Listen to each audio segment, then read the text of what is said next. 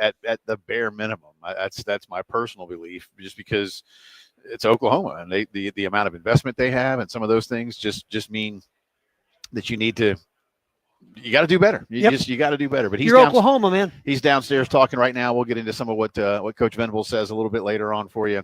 And we'll hear from Kalen DeBoer, who, again, both those schools coming to Columbia for Oklahoma the first time ever. That's kind of cool. Bama hadn't been to Columbia in a 6 or 7 years. Tua came in. I forget what year that was now. 17, 18? I don't know. Y'all tell me. But I remember when Tua came in. And then for State and Florida, we watched a little bit of Billy Napier today. I missed that, man. Well, you didn't miss much. No, Billy's not exciting. Not to be mean. No, he's not. I mean, and I don't know how many of these guys really are anymore, to be honest with you. Well, they really. I miss Coach O.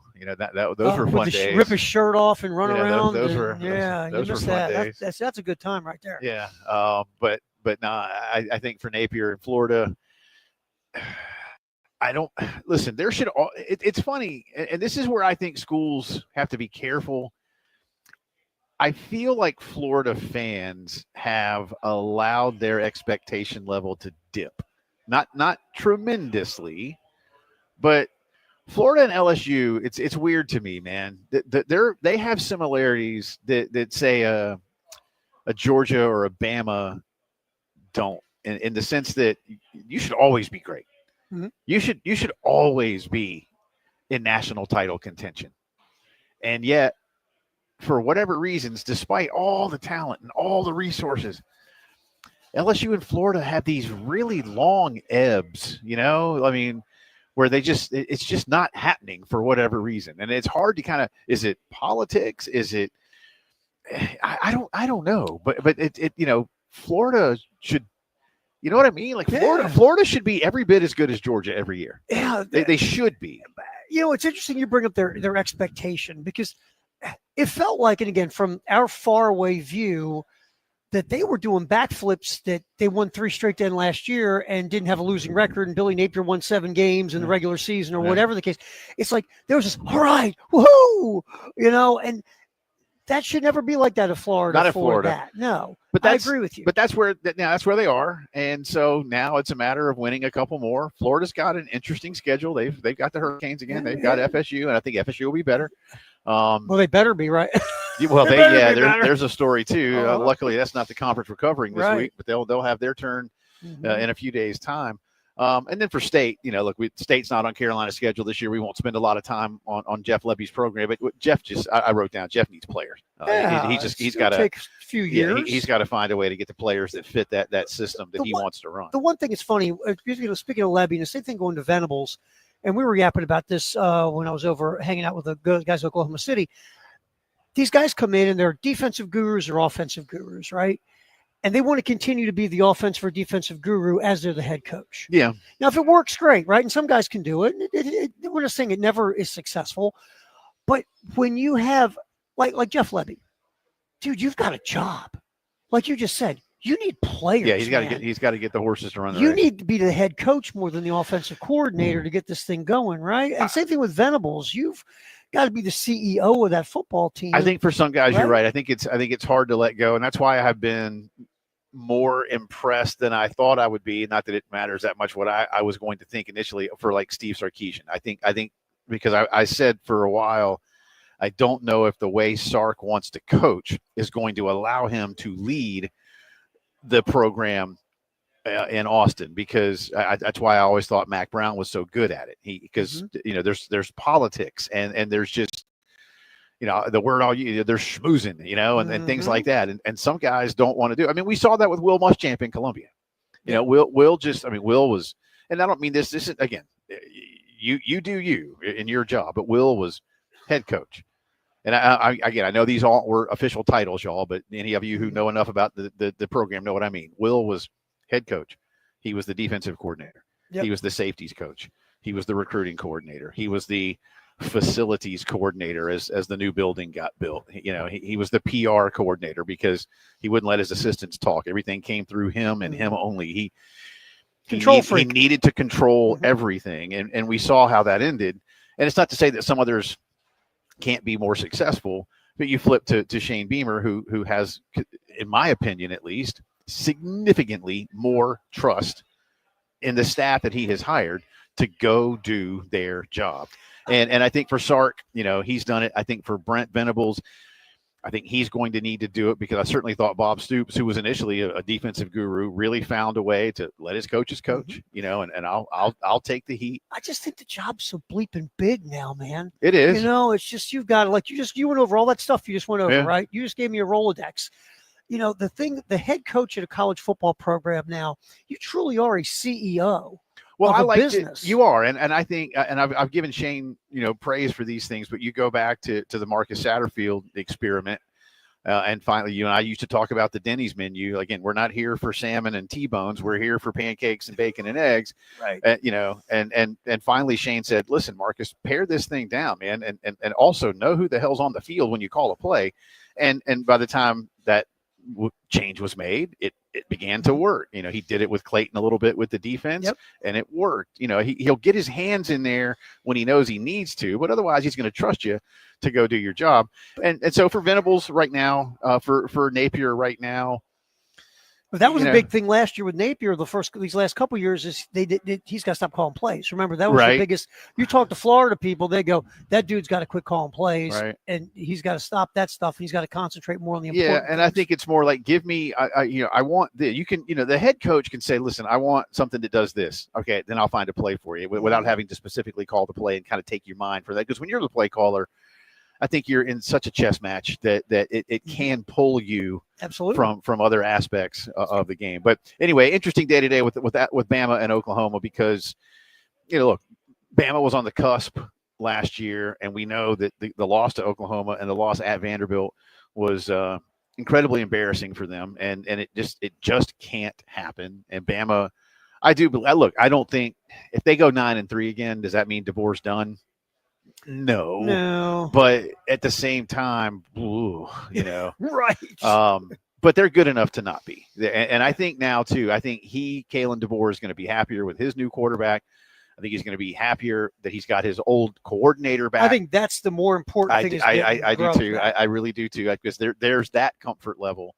Yeah. But I know Elijah did some deep dives on some of Kalen DeBoer's road numbers in conference play, and they are not impressive. Well, what's funny? Somebody brought it up in the room today, talking about his losses on the road as a favorite, and also the guy probably stole Elijah's work, is what I'm guessing. He stole Elijah's stuff.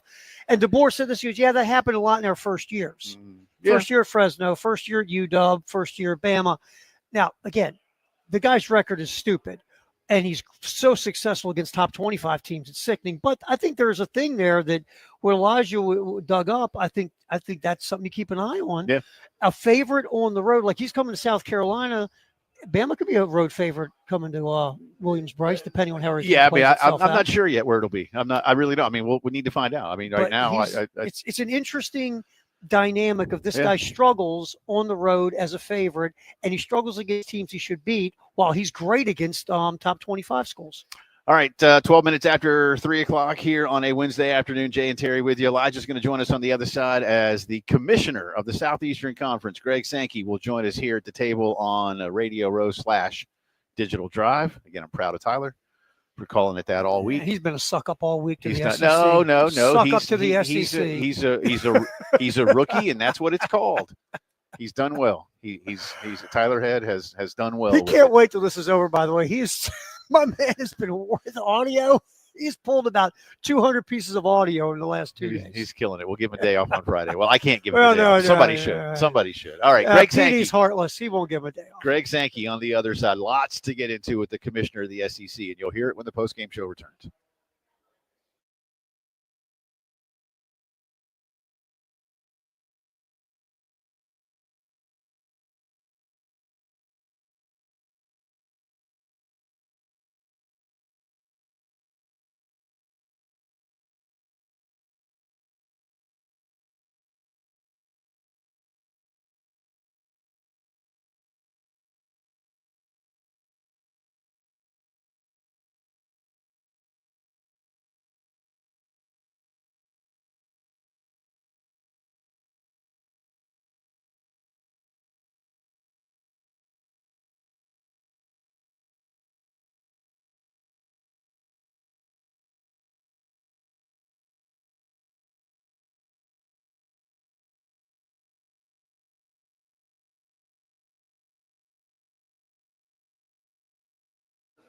Again, we always talk about the Nest at Gadsden and the Vista because, again, your home is the biggest investment you most likely make in your entire life. And when you want to do things at the home, you want to go to people who know what they're doing. How about 7 years of experience at the Nest? Whether it's, new appliances for the kitchen, redoing the bathroom, fixtures, lighting, plumbing. Again, go to people who know what they're doing and know what's up at the Nest. 803-978-2025. You call, you get a hold of the expert for what you're looking for specifically. They'll talk you through your vision, your goals, your budget, what you're looking for. They'll bring you in and you will walk through this crazy great showroom.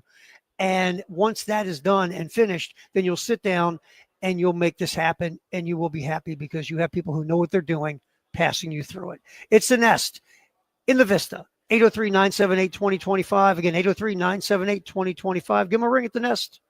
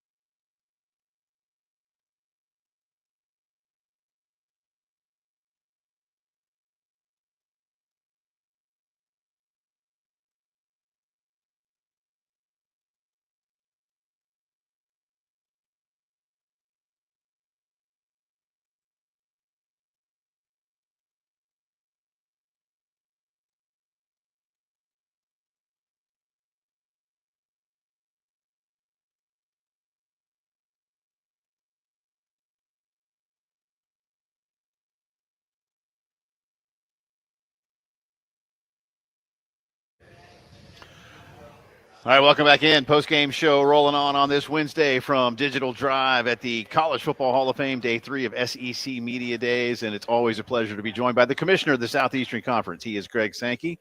Appreciate the hosting duties as always. How are you? I'm well. I've talked a lot, but what's nice about Digital Drive, as we now call it, is there's just a little bit more space than when we were in Hoover, right? Yeah. You're not squeezed in. Well, you remember the old Winfrey? I think Yeah. that was what we joked a few times. A lot of people in our business are loud. Yes. And so at times that becomes. I had one of those over there today. Yeah. When I was doing it was with a microphone, not a headset. Yeah. And whoever was next to me was having a heck of a time. Yeah, it gets a little crazy. All right, we weren't going to start you with this, but then the news yesterday, and I don't want you. I'll just preface this: we're not going to have you judge the decision, but Indiana has bought out their home and home with Virginia, and they've replaced them with Kennesaw State and Eastern Illinois. What message might that be sending, and what concerns might you have about something like that? My concerns are that it ties into the CFP selection process. And if teams are judging the access point as to accumulate simply as many wins without regard to the rigor of a schedule, that diminishes the regular season. And it's not the first of these circumstances we've seen.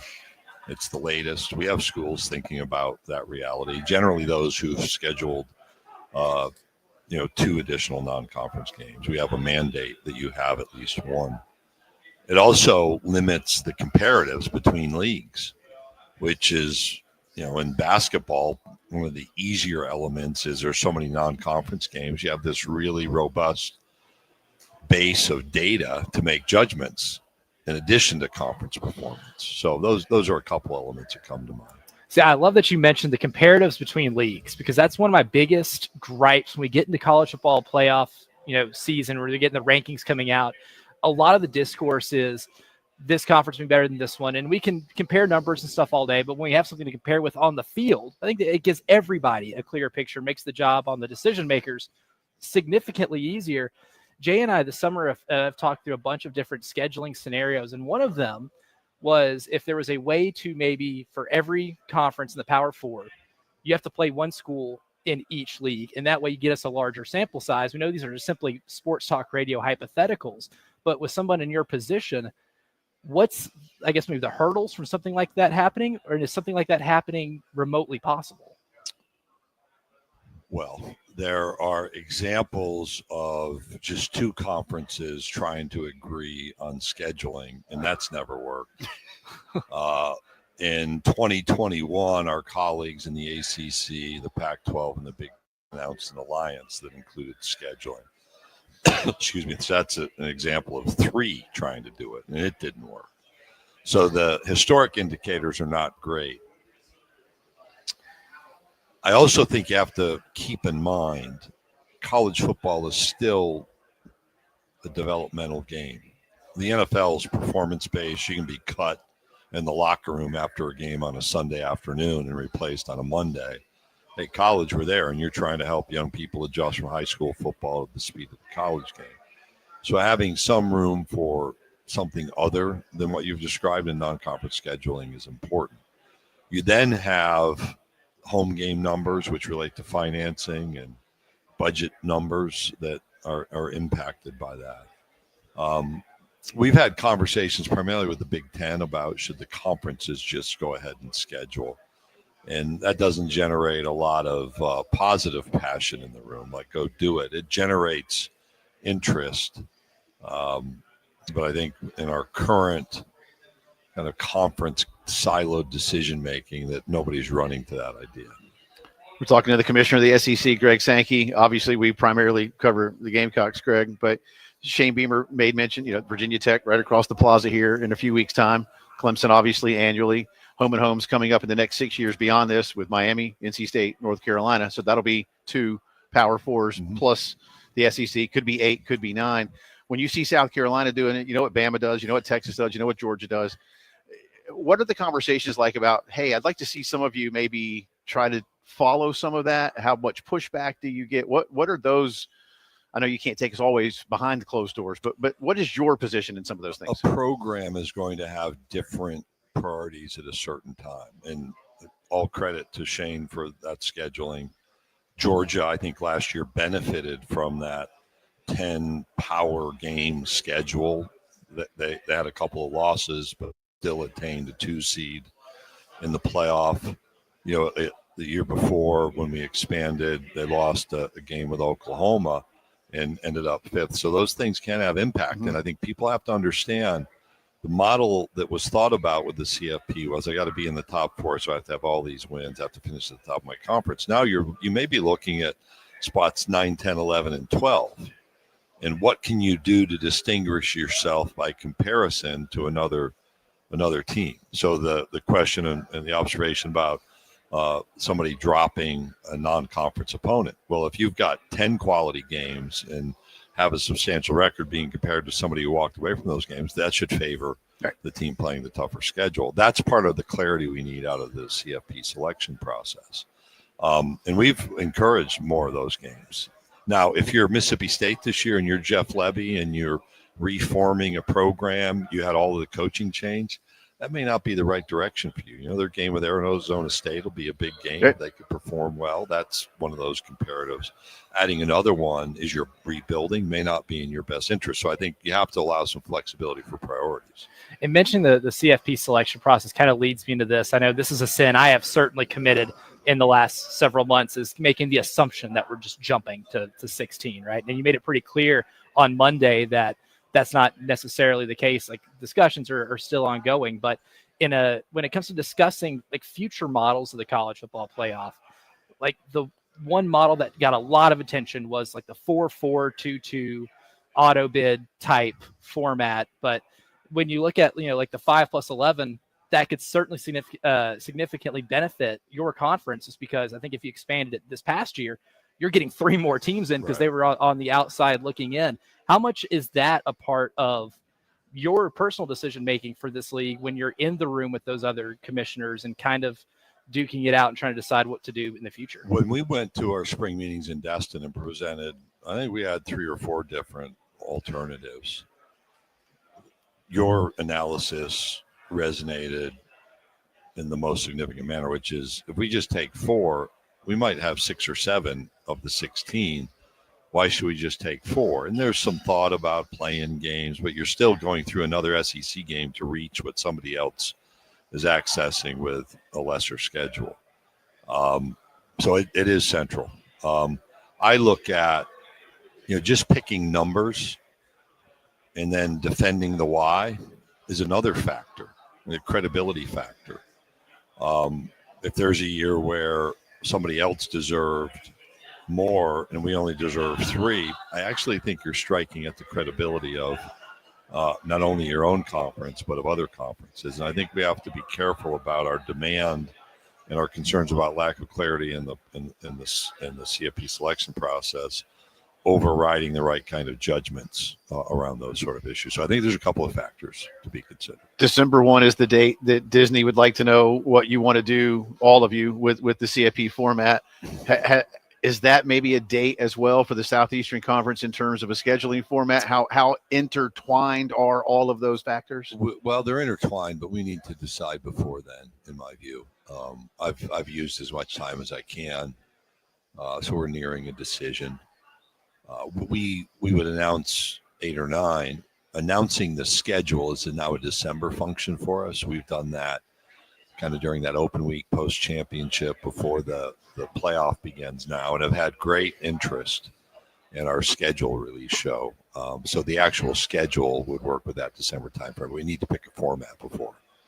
All right. We got to get you out here on a couple of fun things. First off, if you put a number on it, how many times between you and Commissioner Slive do you think Catherine has sat at a table next to you and waited for schlubs like us to talk with you? Let's say there's 10 times a day times 4 of late, 3 with Mike. So that's 30.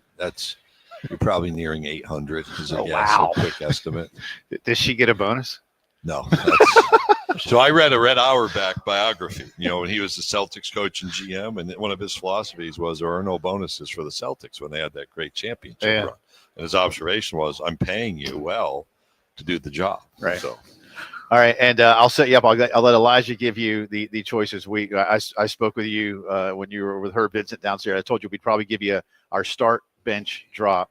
We know you like old school music, and I've heard you do some of those things with other stations. So our start bench drop.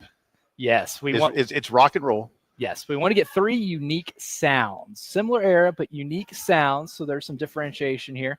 Steely Dan, America, The Doors. Coincidentally, 3 of my maybe 5 or 6 favorite bands of all time. Those are my 3 options. Yeah, you got to start one, bench one, and one says sayonara. I'd start with Steely Dan. Good call. I enjoyed the America stuff, but somehow it would be wrong to drop the Doors given their significance for America. So I would have to put the America they would be benched. They get dropped. Yeah. So okay. Yeah, dropped. Gotcha. Yeah. Yeah. It's great to see you. Thank you. Do we know where we are next year? We do not. Is that Catherine's choice? No. No? It's up to me to make up my mind. All right. Get the right kind of information. Thank you as always. Yeah, thank we you, appreciate guys. it. Good to Yeah, be with you. have fun the rest of the week. He's the commissioner of the SEC, Greg Sankey. This is the postgame show.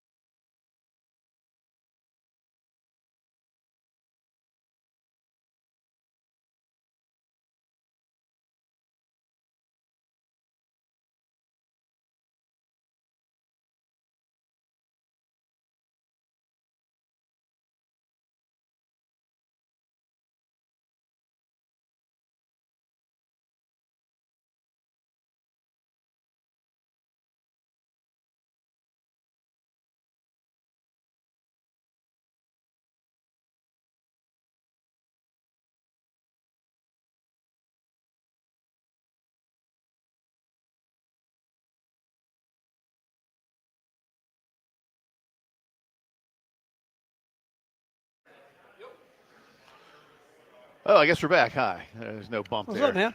How you doing? I'll do a bump. Well, yeah, it always scares me when there's Boom, boom, silence boom. instead of a We'll bump. beatbox. We want to do some beatbox. No, let's not do that. Let's not do that. Thanks again to the commissioner for joining us. Elijah is hanging out with us here for a few minutes, just recapping what we heard. We did, for those of you who just tuned in, didn't hear it, we started him off with the news from yesterday that Indiana had bought out its home and home with the University of Virginia, not exactly in this day and age a college football juggernaut, and replaced Virginia on their schedule with Kennesaw State, Eastern Illinois, I believe. I know they also added Austin Peay in another year, so obviously only 2 games, so one of them's not a replacement. How are they going to survive those games? Well, I don't know, and Especially Austin Peay. It's but to Greg's point, look, I think, and I spoke with someone here who had here at Media Days that had already spoken with Indiana's athletics director today, and basically IU is admitting, hey, last year's formula worked for us, so why are we going to mess with it? And on the one hand, and I heard even Tyler saying that to Bill Gunner last hour, yeah, I get it, but clearly, Elijah, as we saw, Greg Sankey, we didn't ask him to judge the move. We said, what are your concerns about that kind of move? And his thought process was, what does this do in terms of selection? And he wants to see good games be played and the losers not be as harmed relative to just playing schedules like this. Here's Indiana of the Big Ten saying, so there's middle ground somewhere. And it's a fair concern, especially like on the surface. But here's the thing, too. And this is the reason why scheduling those games in lieu of something that's going to challenge you is dumb and foolish and not a football move. Because here's the thing. How much is playing Kennesaw State, Eastern Illinois, and Austin Peay going to prepare Indiana for playing Ohio State? Yeah. It won't. Because you know what's going to happen when they play Ohio State? They're going to get smacked by 50. You know what's going to happen when they play the second best team in the Big Ten? They're going to get smacked by 30. You know what's going to happen when they play the third best team in the Big Ten? They're going to get smacked again. This does nothing for your team. I mean, yeah, you got away with last year because you were a good team. You didn't make the college football playoff because of your schedule. You made the college football playoff because you were a good team and you beat some good teams in your conference, even though they did. Well, you got lucky with the schedule. They got lucky, but they beat a Michigan team that was playing really well at the end of the year, and then also took Alabama to the woodshed in the bowl game. But it does 2 things. One, it kills your preparation for your bowl season, or not bowl season, your conference season, and it does not prepare you for the tough games you actually have to play. Do you think Dabo Swinney and Clemson think that butt kicking against Georgia in week 1 benefited them later on in the year when they won the games they had to win? It absolutely did. It told them where they were, where they needed to be, and what they needed to improve on. Indiana's not going to get that. So that's a detriment to them. Second, it tells me they don't think they're that good. That's the thing. I think there's a fear. And a lot of coaches here, Terry, have said of those kind of games. Kirby Smart said it. Shane Beamer said it. Others have said it. Our guys get up for those games. Sure. They're coming here not only to play our conference, but now they see who we're playing in non-conference. Indiana going to be Kurt Signetti selling you, boys, hey, do you know how fun it is to play Eastern Illinois? Got some Kennesaw State, baby. And they're like, Coach, we already play Illinois and conference. No, son, Eastern Illinois. But guys, and again, I think you guys nailed it on the head on a bunch of different fronts. But remember, this was rewarded last year. I always go back to this. Their non-conference was, and I'll give you the technical term, and they got rewarded for it because they got lucky with the schedule. Because they went 8-1 in the conference. Right, they got lucky in the schedule. They did beat. I mean, they played well. They killed teams they should have killed. They got a Michigan team that was down, and they got the right timing before Michigan really started to get some footing later in the year. All of it worked for them. But at the end of the day, when your strength of schedule is not even used as a real metric, what do you do after you go, this is our formula? We'll do this again. And we can get ourselves back in the playoff, because I think you both made if you think you're really good, you don't play the schedule. No. And they don't have confidence in their ability as a program yet to go out there and play the big dogs. But they found their, like Mark Stoops found his formula, right? Yep. Mark Stoops found his formula. To get bowl games. games. To get bowl games, yeah. So now Kurt Signetti has found his formula right now, because so he thinks. deep down inside, he doesn't believe his team's a big dog. Now what's going to happen, they're going to play this, and then their schedule is going to toughen up, and guess what's going to happen? They're going to get trucked. Mhm. And that's the wild thing too. Like, yeah, in a way you can say that they were rewarded because they didn't have to face as many hurdles to get to the playoff. But how rewarding is it to get to the playoff and not be remotely competitive against Notre Dame? Yeah. They weren't ready for that. Yeah. They weren't ready for that at all. So if you're a coach and you're making this schedule, yeah, sure, you can weasel your way into a playoff. But when you're not prepared for that playoff, what good is it really doing you? And in terms of, I guess rewarded is probably the correct term. At least not punished. I suppose I'm Not playing, punished for winning. I think Yeah, is I'm really playing. Playing semantics there, but that I think was the underlying point that the commissioner just made to us. In so many words, and I'll be careful not to put words in his mouth. We, the SEC, or and because he encouraged the stronger scheduling, and he talked about what Carolina's going to be doing, amongst others.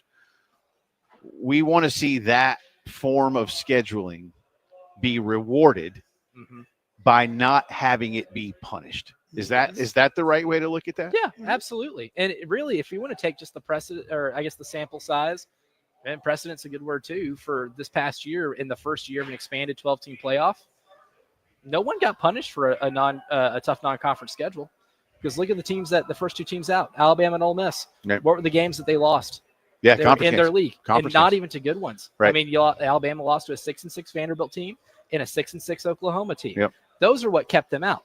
Ole Miss lost to Alabama went to 4-win Wisconsin and won, right? Yeah. Yeah. They went to Wisconsin and won. And you know what? That game would have helped them. Yeah. If they didn't lose to teams Yeah. that were at near the bottom. Oh, they're of a the shoe. conference. Alabama's in 10. I mean, Tennessee still makes it too, but Alabama's probably up where what was Tennessee, the 7th seed? Yep, and they still have. And that's the thing, you still have chances. Yeah. That's one thing that this schedule still affords you is the chances. And if Alabama wins that Tennessee, they could have still lost to Vanderbilt and Oklahoma and made it in. Yeah. Like there were chances all across the board against good teams and teams that you should beat. Ole Miss, they lost to a 4-8 Kentucky team, man, at home. Yeah, in Oxford. Home. Yeah. That's not a non-conference, scheduling thing. That's a game that you have to play because it's in your league, and the league is mandating that you play that game, and you lost it. And then you went on the road to Florida. Yes, Florida was playing a lot better towards the end of the year. But when you look on paper of Ole Miss in Florida, and you see Ole Miss as a 10, 11-point favorite on the road, you got to win that game, man. And isn't that the thought process? What the SEC says, though, is like we have minefields all season, right? Uh-huh. I mean, our 4-8 can come to your league and go 8-4. That's what the SEC tells you, They've correct? never lost a hypothetical match. And That no was one's good. ever lost a hypothetical, right? Never lost But a that's what they hypothetical. tell you. They say our conference is crazy. Like remember when Boise State was that close to playing for a national championship? Yeah. You guys are cute. Come to the SEC. You're 8-4, right? Yeah. That was the argument. We could never prove it, but that's always been the argument. As constructed. And so I guess that's what the SEC would push back with, saying to you, going, yeah, bud, that's why our league's so bleeping tough. And that's why, why should we go out and play tough non-conference? Why don't we go beat Indiana because our league's tougher than the Big Ten? That would be their pushback on that And then kind of stuff. if the rest of the college football world would say, oh, that 4-8 Kentucky team, that landmine lost to Louisville. Right. Right. But then they'll say, but how that good was landmine- Louisville in the ACC? That landmine of Vanderbilt, they lost to Georgia State on the road. Yeah. But then, they beat Virginia Tech in that crazy overtime game. Right. And that landmine at Florida, you know who they lost to? A team that didn't make the ACC championship game. Yeah. At home, the same place that Ole Miss lost. So it really plays, both ways in that regard. I just think that at the end of the day, to me, I would split it into, look, everybody pimps their conference. Oh yeah. No one's ever said our conference sucks, right? Nobody. That's why I think if you want to make this really, and all these guys, look, Greg Sankey, all of them, they all talk, even Petiti in his little video thing. We want tough games. We want to play games that our fans will get excited about. Okay, that's great. Then let's reward the non-conference metric, the non-conference schedule metric. Let's push the conference schedule out of the way then. Let's go with the non-conference schedule metric and make that matter. You want teams to start playing better in non-conference? Make a non-conference strength of schedule metric matter in this, what did Deuce used to call it? The pot of gumbo. In the big pot of gumbo. Yeah. But no one ever says that. No one ever says non-conference schedule strength of schedule should matter. If you do that, guess what? And that's what Greg wants. That's clearly That's the something way you do this thing. that they're you really that they're want it to pushing matter. for to a large degree. Lots more to get to here on the post-game shows. We broadcast live from SEC Media Days. Thanks to Lawyer Lisa, CHW Cabinetry, Lexington Discount Homes, and Game Day Men's Health. You're listening to the post-game show.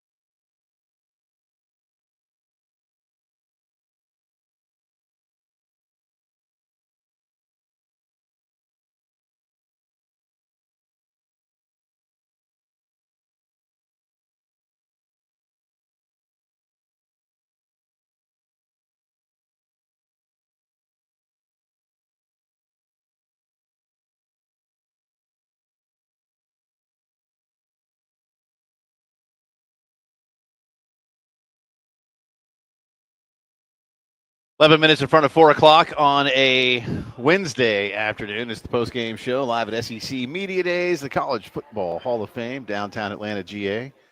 Earlier today, Elijah and I went down to the Hall of Fame's Chick-fil-A location.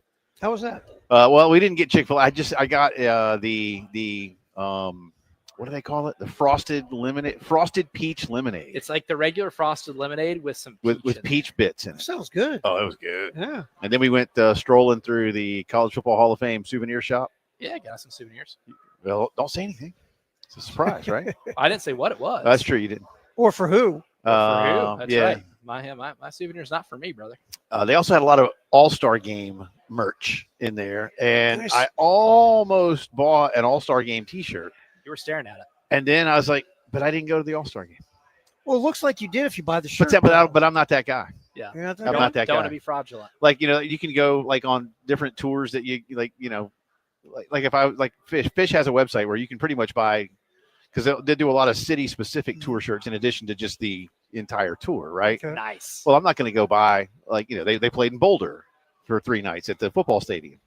I'm not going to buy a Boulder tour shirt. I wasn't in Boulder, but I'll buy the tour shirt that says Boulder and Charleston and All the Columbus. cities on it. So I bought that, right? So should I should throw out a Twitter poll. Should I buy the sort of Braves themed All-Star Game T-shirt? Even though you didn't go. Even though I didn't go to the game, but I was in Atlanta. you were when it we was were played. watching it. Yeah, I watched. I it. We were watching yeah, we it. watched it. I think it's fair for you to get the shirt, but if somebody asks you, "Oh, did you go?" and the minute you say yes, Oh, then then I should be you're struck phoning. by lightning. yes, absolutely. Yeah. God will take care of you before- appropriately. Before Terry wants to open today's vault, we did not get, for those of you who didn't hear it, to the most important bit of information that we got out of Greg Sankey. We gave him a start bench drop of classic American rock bands, but not like, big timers. We gave him America, The Doors, and Steely Dan.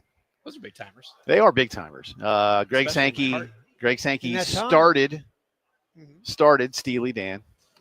That's a good Respect it. he benched the Doors. Mhm. He dropped America. That's hard for me. I probably also love you, America, both the country and the band. Mhm. Probably would have also dropped America, but I don't know if I would have started the Doors or Steely Dan would've because I started the love Doors. Yeah, I've them started the both. Doors. I'd have started Yeah. the Doors. I love them both I like very, Steely very Dan. much. I never got to see the Doors because Jim died when I was like 1. Yeah, they've been really hard for you to do. Yeah. Yeah. But I did see Steely Dan in concert, Did you? and it Yeah. was spectacular. I hear they are good. At I saw them concerts. even R.I.P. recently. Walter Becker, It by the way. was R.I.P. Walter. 2018 or 2019. I saw Steely Dan. It was fantastic. One Yeah. of my favorite shows. I've We ever saw him been in to. Columbia at the Township, and it was I love the sound in that building, and it was that's the only time I've seen him. But again, R.I.P. Walter Becker. I'd probably have to start Doors, bench Steely Dan. That's a tough one. Yeah, but I'd that's probably have to go that really way. hard, man. But I love the Steely Doors. Dan's good. Doors are good. I love the Doors. All right, what's in today's All right. vault? We're you know what? Today is not like a great day of wonderful history, but I will throw this. Is it one a at day you. of bad history or just mediocre history? history? It's like Okay. Okay. 1920. Babe Ruth breaks his season record of 29 home runs, hitting his 30th. Which, by the way, that would lead the league. Okay.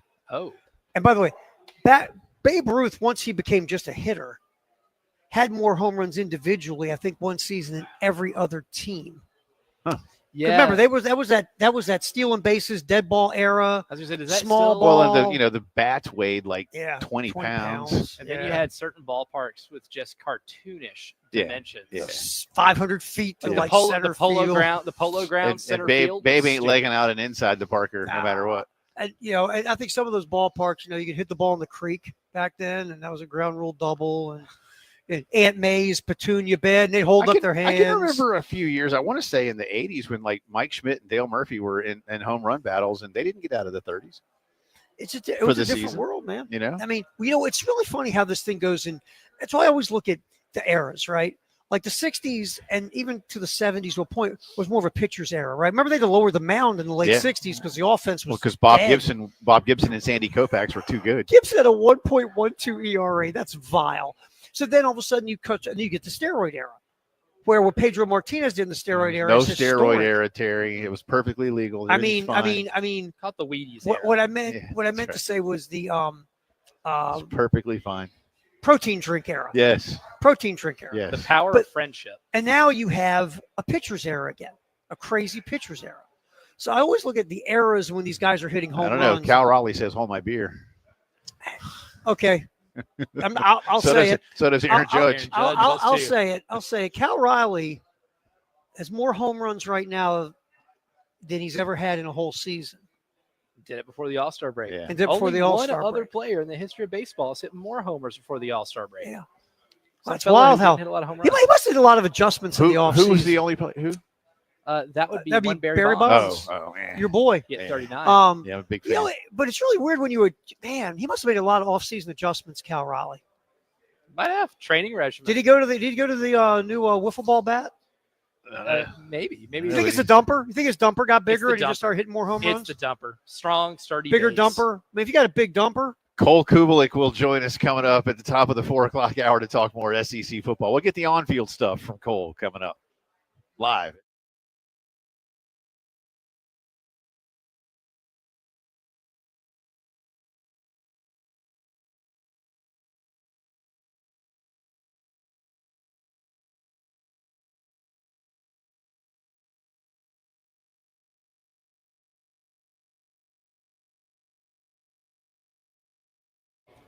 Men's Clinic of South Carolina. Here to help you if you're a guy and you're getting older and just not lifting like you did at the gym. You can't bounce back from exercise. You're not sleeping as good as you used to. You forget where you sit stuff. That short-term memory thing is driving you crazy. You don't have any life drive, sex drive, professional drive, personal drive. You just you got no drive. There's no deal in the car. Might just be low testosterone. You call 803-875-MENS. You call the Men's Clinic. You talk to Dr. Dan and the staff. You tell them your story. If they think it could be low T, they'll do some lab work. If it is low testosterone, this is the part that sets it different. They will then put you on a program specifically designed for you to get you back to feeling like you again. 803-875-MENS.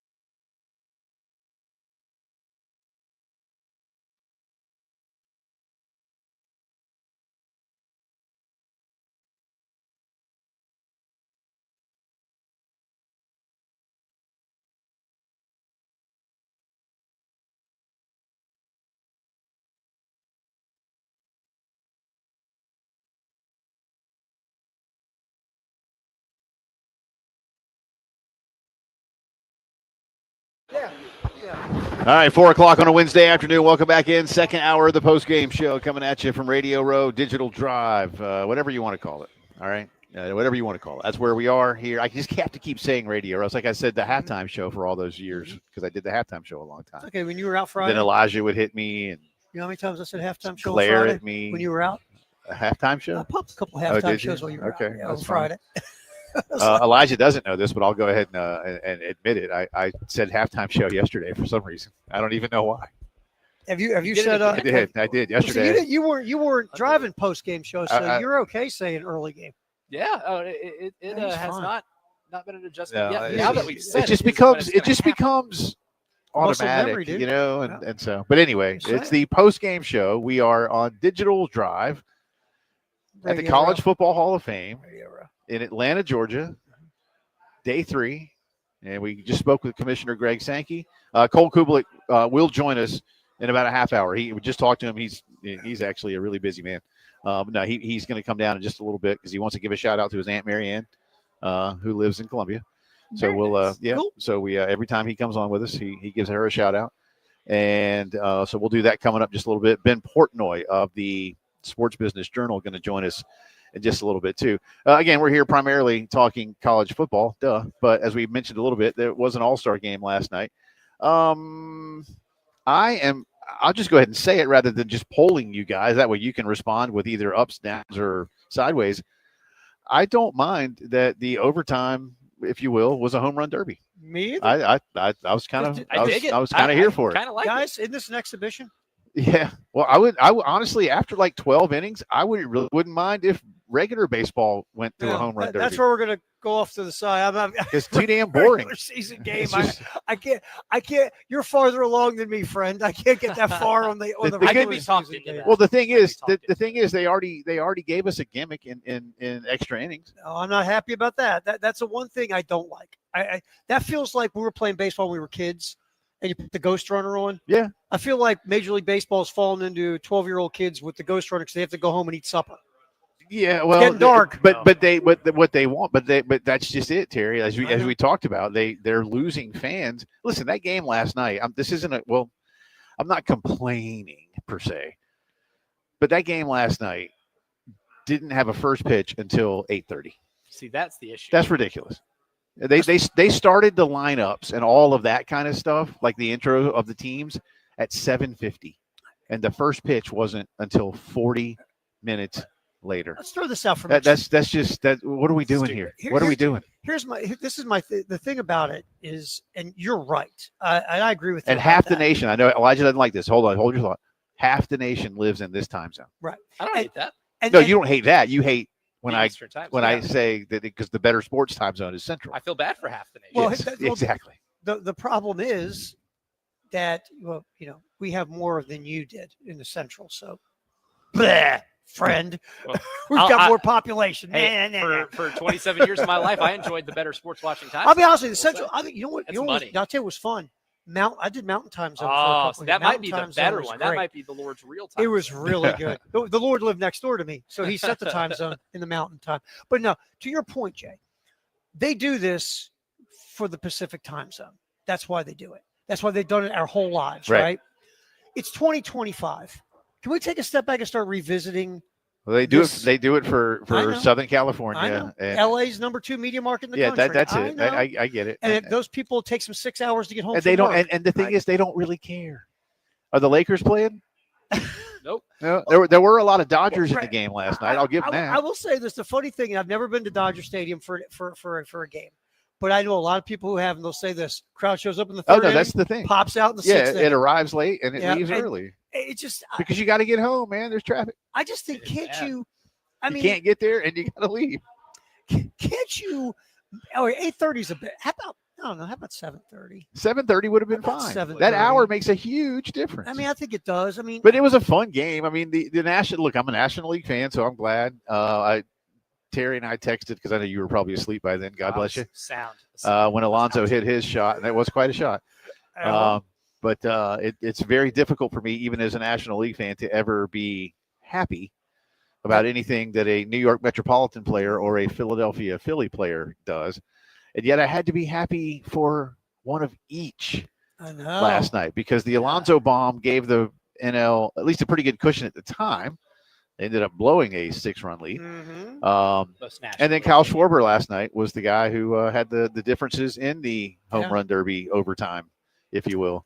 So, it's make cool. it. But hey, Ronald Acuna again had a slow dribbler to that beat out was- an infield hit, but in the scorebook, it's a rocket He hit shot. that ball It's a missile. 124 miles an hour off the bat. It's a missile. The thing about it last night was, and I'll be And by the way, Matt Olson, bro, swing the bleeping bat. And he looked at a strike that was. I'm like, dude, it was such a good pitch to hit too. but He's ready to go on And he vacation. looked at it. He to just be looked fair, at it. how about that play he made defensively? The No one's defensive gonna play talk was about? the defensive What play a was nice. hell of a play. It was. That saved runs. It did. It did. That was So I'm phenomenal. glad he had that, but he also with the play. he also struck out looking in the All-Star game. The text, he said that Oh, it's text 16 hilarious. seconds after it's over. Matt Olson, swing the bat or whatever. Yeah, he that's what I said. said. Swing. I was going to say more, but I I just know. decided not to. I tell you, You can't strike out swinging with a go-ahead opportunity or strike out looking look, with a go-ahead opportunity In a game in of the this All-Star magnitude. game, in any game, really, Right. in any game. you know, The bat is there to be swung, right? Honestly, Maybe I'm wrong. I don't know. baseball's an old game. I don't know if anybody might have to do like a stat head search or something. I don't think anyone's hit the ball without swinging it yet. I don't think they have. Unless it's like such a bad pitch that it hits you. duck and it hits Yeah. the bat, and then it We've seen rolls. that a couple of This times. could have happened back But- in the 20s. Somebody anyway. said to have done it. But I don't mind that game last night ended in with a home run derby and yeah. Look, I probably would actually not want baseball to adopt a home run derby in real games, but at the same time, part of baseball's problem is that it gets long and drawn out. Yeah.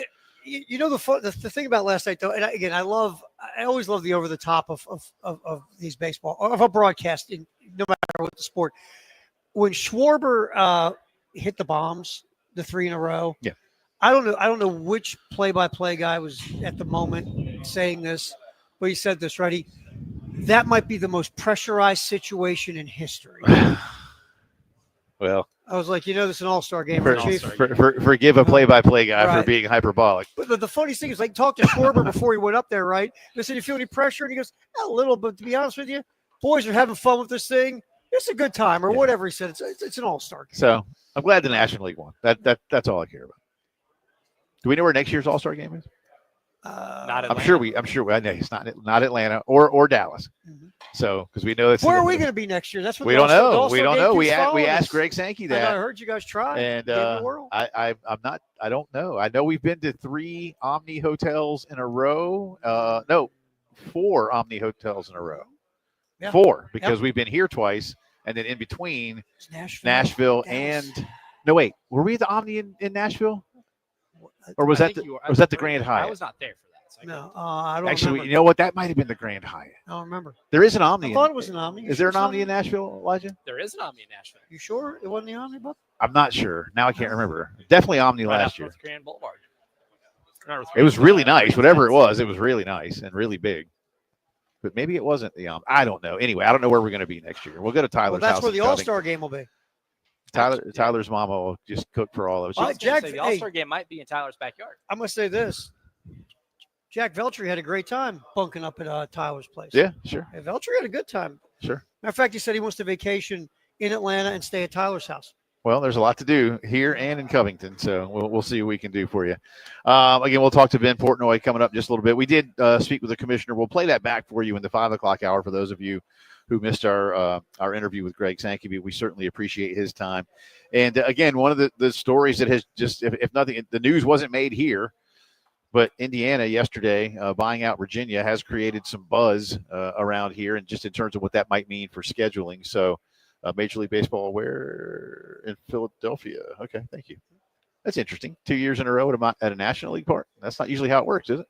I thought when you win the All-Star game, you get home field advantage. No, they stopped that. Oh, yeah. it was such a great idea, They- too. they What a stopped. great Fantastic idea. They stopped Not that. gonna lie, as a kid, I loved it. It was dumb, but I loved it. Dumbest idea ever. Yeah, that's Well- the worst. Well, I met with my senior executive That's players the- council. That's great, Bud Selig. That's the worst. That was the worst. But the Indiana buyout of Virginia has caused a little bit of a stir just in terms of what that might mean and with influence on selection in the college football playoff. I kind of hope, no, not kind of, I sincerely hope that Indiana may be punished for that. I know that's mean, Yeah, but I don't care. I mean, you should be. Well, the football gods will punish them. Yeah. Yes. Well, yeah. I mean, here's the thing. Hey, what's Kennesaw State? Tyler, what's Kennesaw State's nickname? Kennesaw State's nickname? Owls? Go Owls. Hootie hoo. There you go. Yeah. Man. There you go. Go Owls. Yeah, I thought you guys tried to get the 8 or 9 game thing out of him, and I like that. Oh, we And, knew we were going to be the ones to finally do it, Tara. Yeah, it was good work by you. It It was like a Mike Wallace moment it didn't happen. when you really like it. I- You know, it was like I just- NYPD Blue and Dennis Franz to get the guy in the cage Yeah. and start knocking him around. I to get knew if I answers. just asked it the right way, I'd be the guy to get Greg Sankey to commit to one or the other. We know what he wants. No, he wants 9. We know what he wants. I'll never forget how surprised he was a couple years ago when he didn't get it through. Remember? Yeah. I know what he wants. But the one thing we did here was they'll have that done before December when they do the schedule. We did rollout. ask that. Yeah, we did. He wants his answer much sooner than December 1. Now yes, Disney's going to pay. They're going to pay for the 9th game. I think said they will. That. I do believe. I think they will. So. I mean, How much? I don't know. and here this just comes down now to the whole college football playoff conversation about the 9 games. Right. So. Well, we'll talk about that a little bit with Ben Portnoy because he's been following that as well. So we'll do that for you. Again, Cole Kubelik of the SEC Network and our sister station, Jocks FM in Birmingham, coming up in just a little bit, plus headlines of the day and so much more. Plus, we'll have sound from Kalen DeBoer, the Alabama head coach. Brent Venables has spoken. Both of those teams coming to Williams-Brice later this season. Plenty more to do as we roll along from Digital Drive at the College Football Hall of Fame. Thanks again to Game Day Men's Health, Lexington Discount Home, CHW Cabinetry, and Lawyer Lisa for bringing you our coverage of Media Days. Ben Portnoy on the other side. This is the postgame show.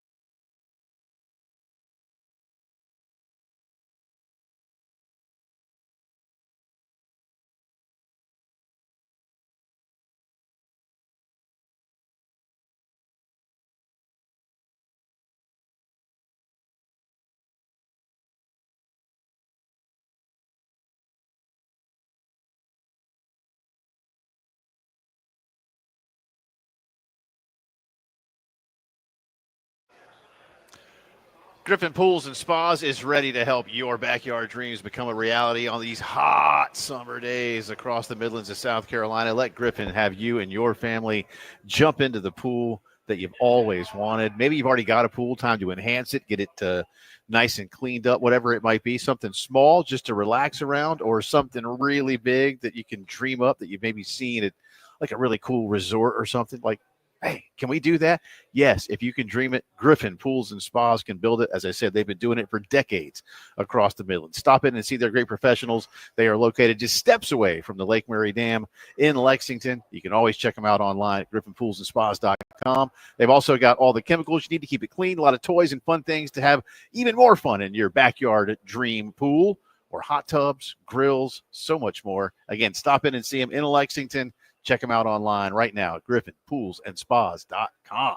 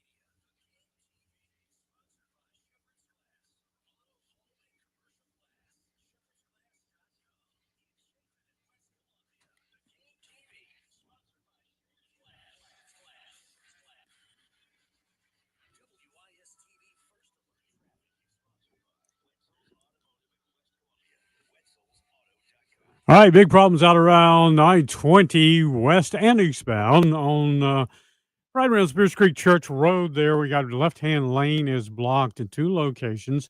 So big problem there. Down to one lane on one side of the road. That's on the westbound side. Eastbound side backed up for several miles. So good going this afternoon. Also, we got problems at Charleston Highway between Airport Boulevard and also the exit for US 21. Forum Drive at Fashion Drive, 77 South at Forest Drive, Old Hilton and Chapin Road, and St. Andrews Road at Ashland Road, and wreck there as well. It's Captain Dave in the uh, traffic center for you.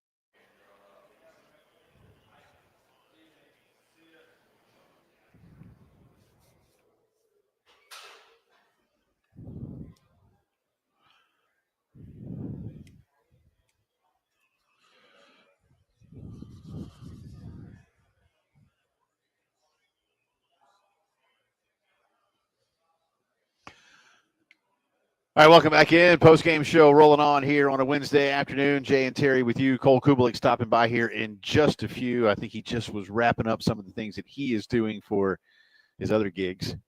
He's got a lot of gigs. He's got his show. He's got his own show. He's got his morning show. He's got obviously all the ESPN and SEC Network stuff. He'll be here in just a minute. Dave, if you would please, sir, pull up the Kalen DeBoer sound that we have. Thanks to Tyler, to Dave, to Elijah for carving a lot of this up for us.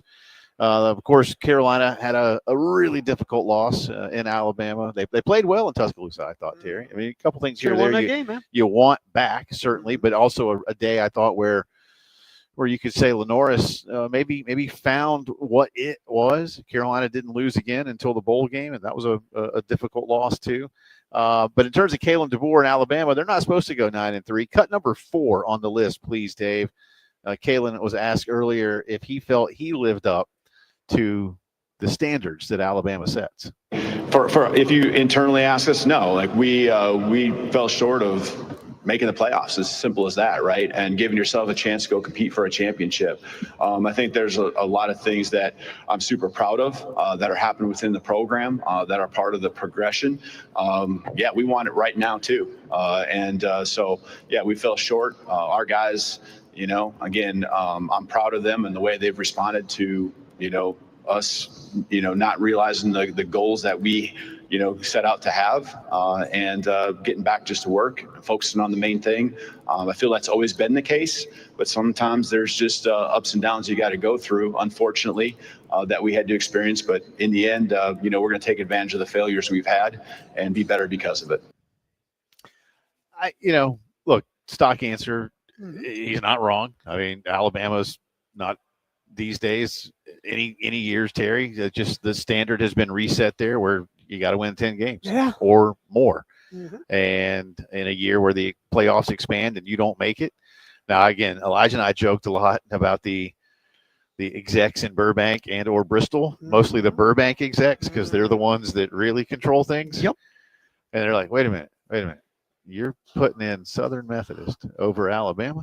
I'm going to tell you, what are we doing? I don't here? know who was more surprised, me or Mickey Mouse, right? With the idea that Alabama didn't get that spot, because I was like, look, and maybe because we've all been around this so long, we're so cynical.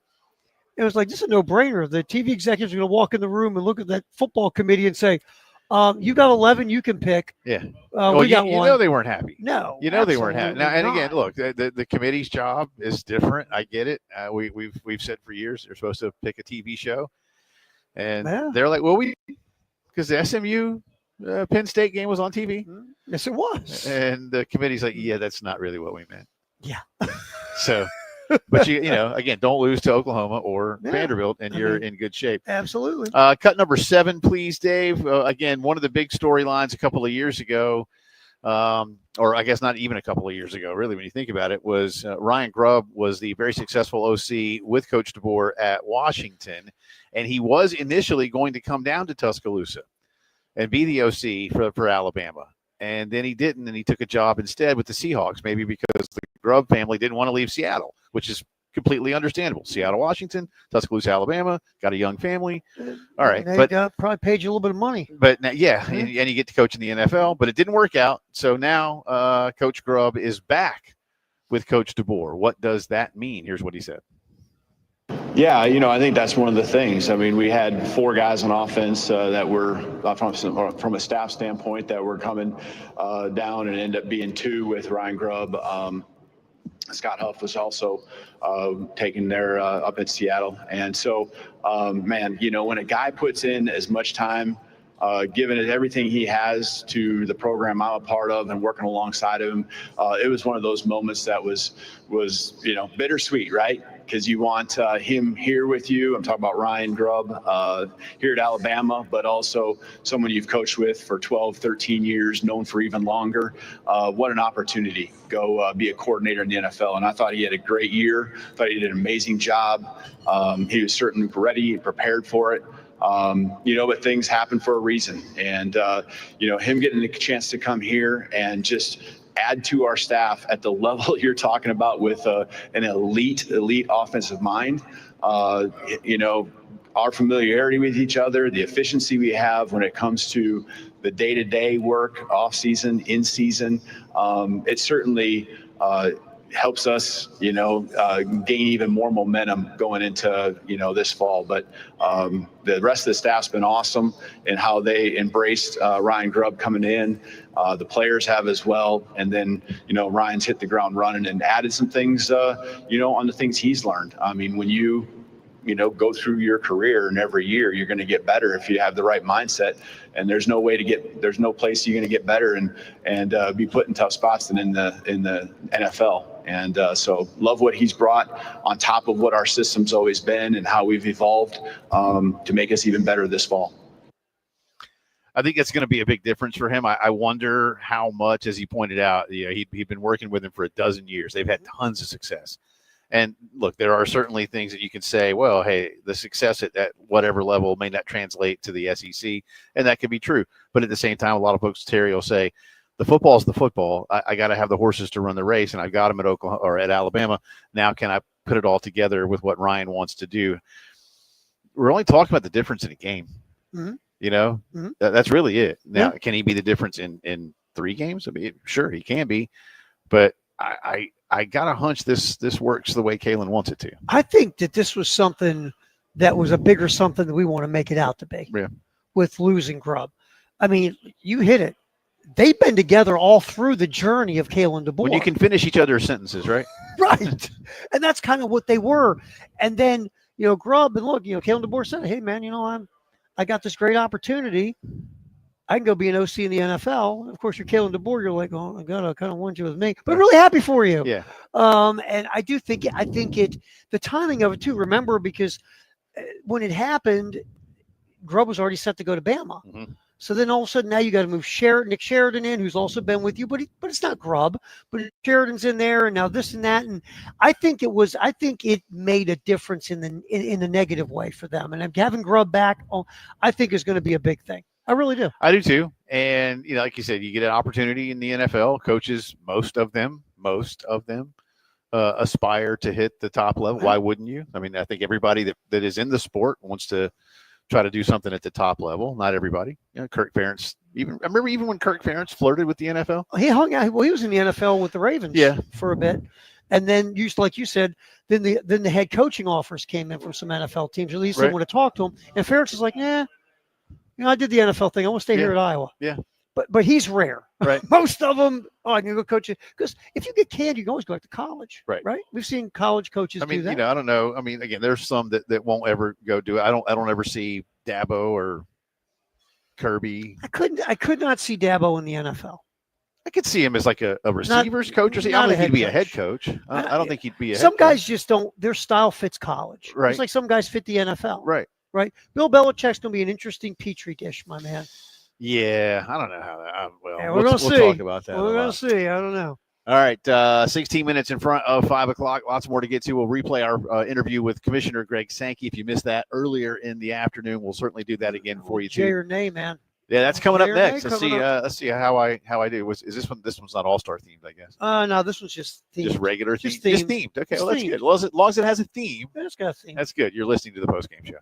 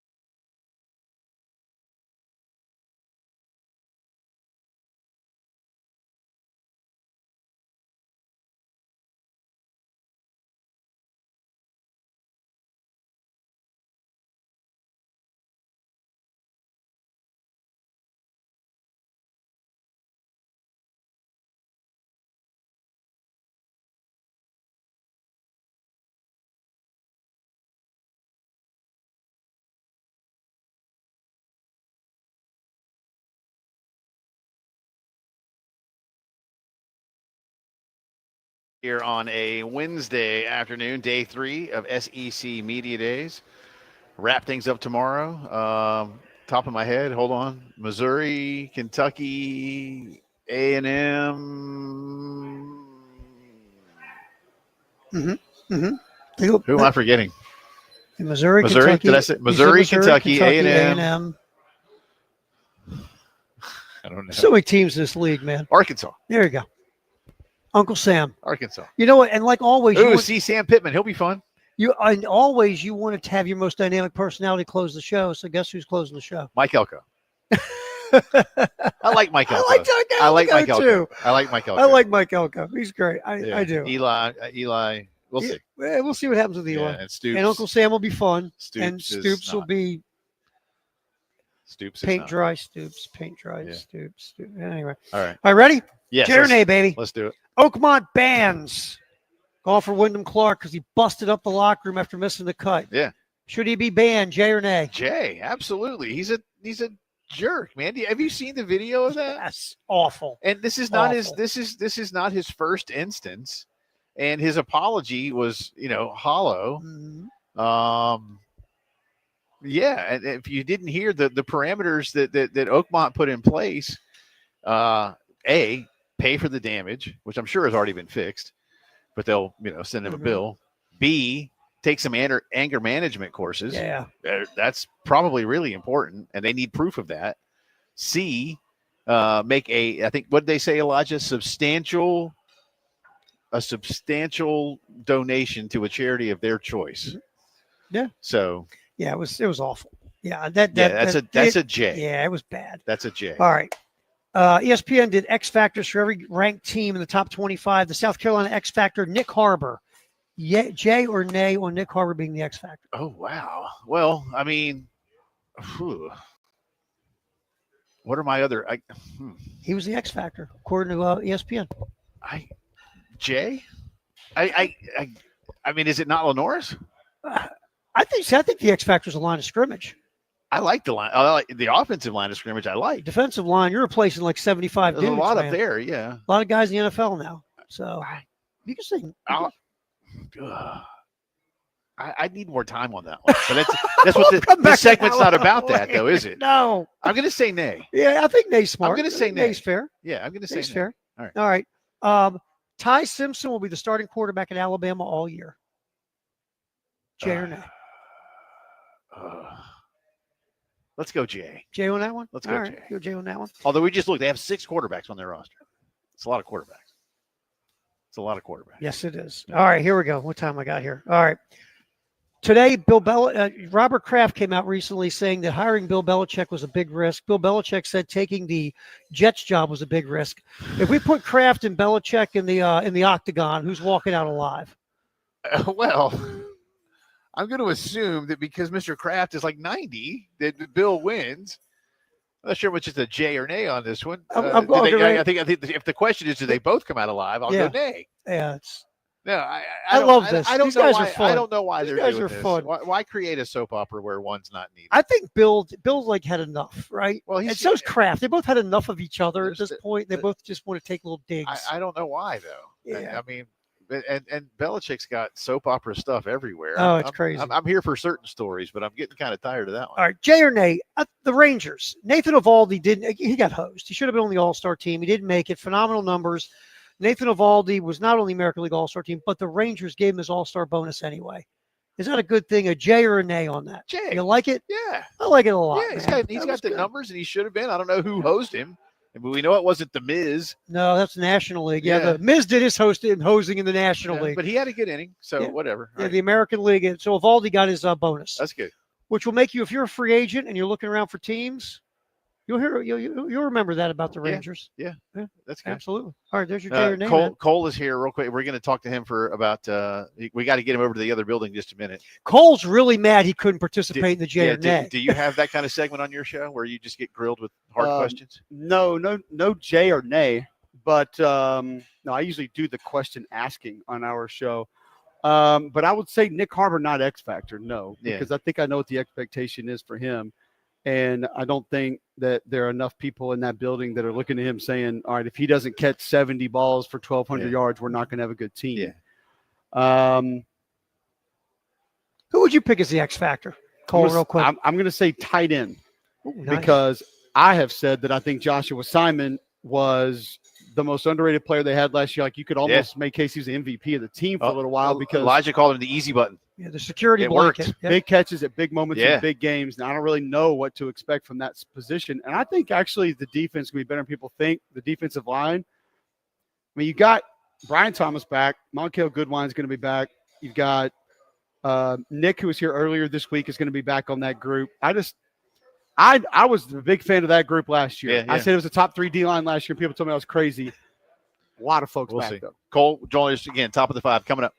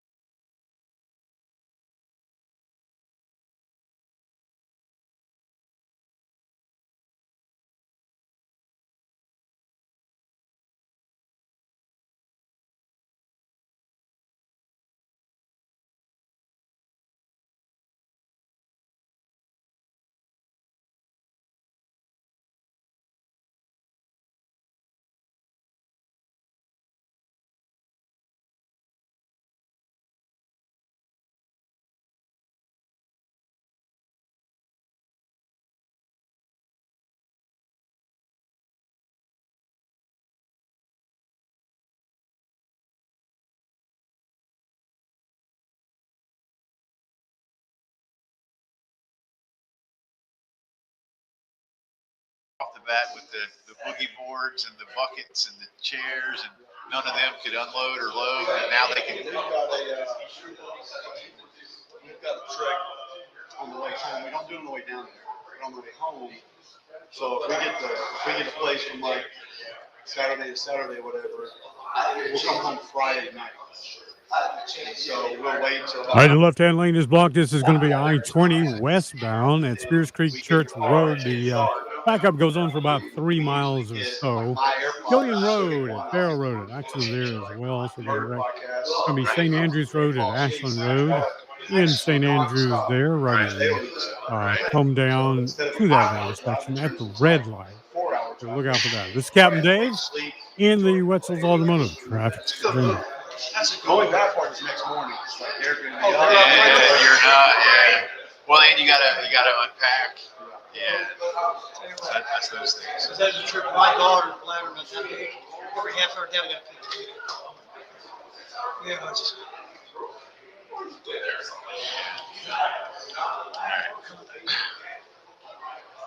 Can we, well, we can let the news sound play and just say we know the news. Just say our news is bad.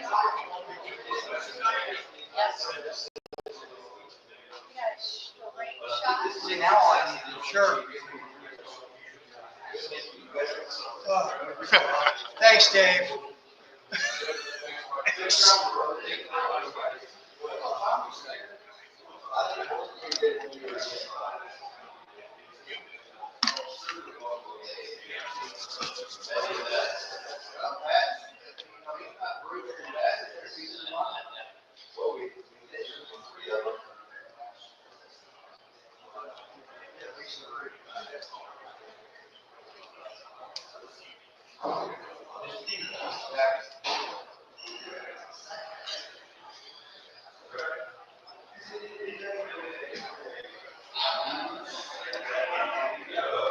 All right, it is 5 o'clock news time, but the news is there's no news because we're going to continue talking here for a few minutes with our buddy the SEC Network, ESPN, and our sister station, Jocks FM in Birmingham, Alabama. Get to see you. We'll give a more formal introduction. How you doing? Doing great. We're well. Like all of us, it begins to hit the proverbial wall a little bit. What you want? Just turn my volume up in the back. You can hear me. I'll get you. There you go. Is that better? There you go. Turn my mic. Turn the mic up. There you go. All right. Look at that. Yeah, I hear you. Yeah, no, it's Hope it helps with our engineering. well, he's been doing it a while. Nobody does it on this show, so I gotta do it over there too. Yeah, no, that's we're all I get that damn order working for you is what you got to do. I'd make more comments, but I'll leave it for They're another. not listening to this show, so I'm gonna. That's right, exactly. Well, so we all work for the same company, so at some point it'll catch up. Let's real quick. Since you talked about the Gamecocks, let's kind of stay with them, and I'll ask you about a couple other teams. Let's do the Locals first. Yeah, a solid season last year. A couple of disappointing losses. One really bad loss at home to Mississippi, but otherwise, right there at the end, a lot of the questions I've been feeling out about how you look at the Gamecocks is where are those 9 wins again this season? Is that what Carolina needs? They need that 10, and this 9 is harder than last year. I think it's always going to be harder just because replicating success in what sport, whatever it is. If you're talking about just the team and its roster and capabilities, it's going to be tough. One thing that I have been trying to do with some of these teams is go look at the numbers of guys that have been on these teams in these systems for multiple years. And when I started to dig into it, I think Credit for. I just the line in the last second. Goodwin, Brian Thomas, a couple other guys did a bit. They weren't going to pick the last year. You got another deep tackle that decided to redshirt. He wasn't going to get the ball. So he's going to be back. And I think that he's going to be a little bit bigger and bulkier. And Dylan Stewart's a takeover guy. He can dominate games. He's that good. You go get a linebacker that signed with Alabama from Florida State. Listen, I don't know if people have heard my I love Michigan, the SEC. But they might have more athletic than he does. I mean, linebacker, but you still got like 4 guys in the secondary that played a ton of football. DQ Smith, Judge Collier, like these guys have been back there. So Nicky Monroe is awesome. He's a great football player. Demetrius is a great football player. But y'all tell me, because the other part about Shane that I don't think people are talking about is, were we all sitting here talking about Kyle Kennard this time last year? Nope. Were we all talking about Joshua Simon 2 years ago? No, Were we all talking about Mario Anderson the year before? we're talking about D Knight last year. Were we all talking about Nick Gargiulo the year before that? I'm just saying, They developed. he does more with less out of the portal than anybody in this league. So for us to think that there's going to be 2 or 3 guys that are good football players for that team, I think that's ridiculous. I'll give him the benefit of the doubt. There's going to be. Lenore Sellers to do what everyone thinks he's capable of doing this year. What's got to get better? Consistency of wide receiver, and that's going to be and offensive. And that's going to be health first. Because last 2 years, we've seen the offensive line sort of have to move guys around, guys in and out of the lineup, some performance, some injury, wide receiver, So last year it looks like, okay, we've got a couple of guys, and he's out of the lineup back here. So I just think catching the football consistently is going to be key. Having guys in the lineup consistently for his comfort level, their comfort level, has to be key. Same thing up front. So I think he's someone that raises the play from everyone around him. And that's not going to change. It's just Superman even needed help. Cam Newton needed a little bit of help.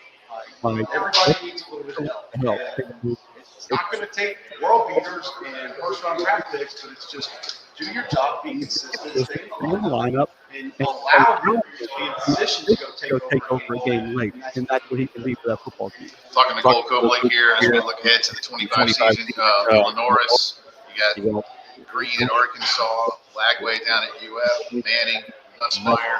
How do you look at the quarterbacking across the league? It feels really strong. Yeah, I think you could be just incredible.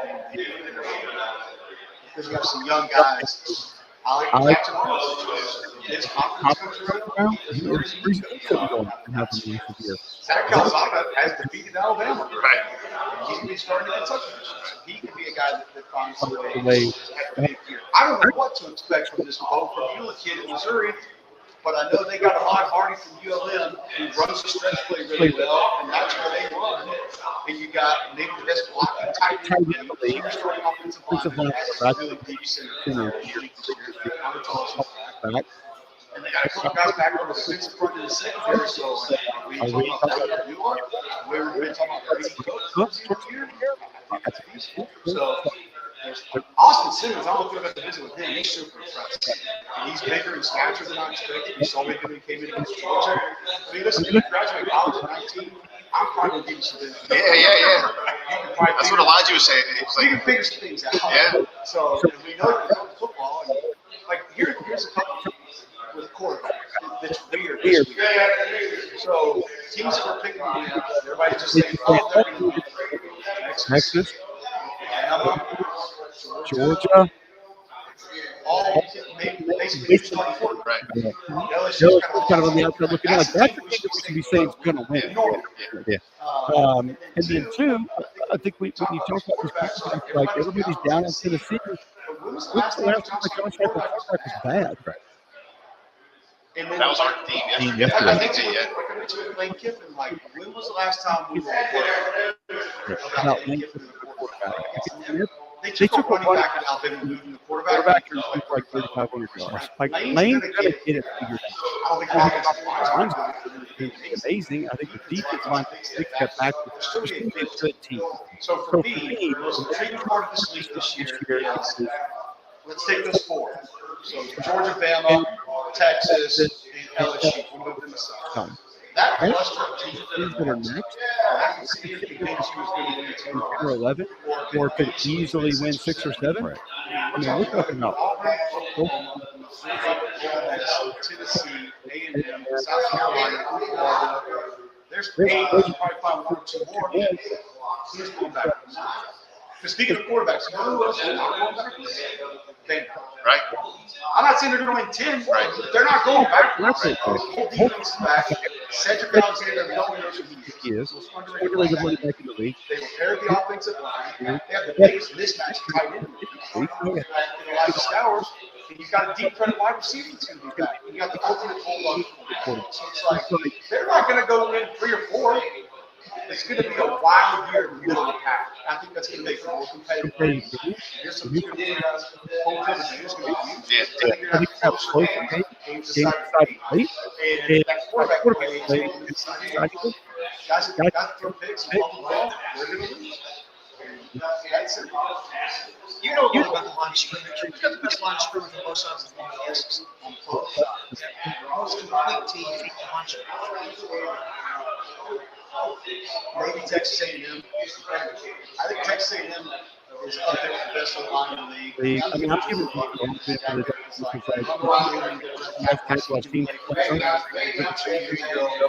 Listen,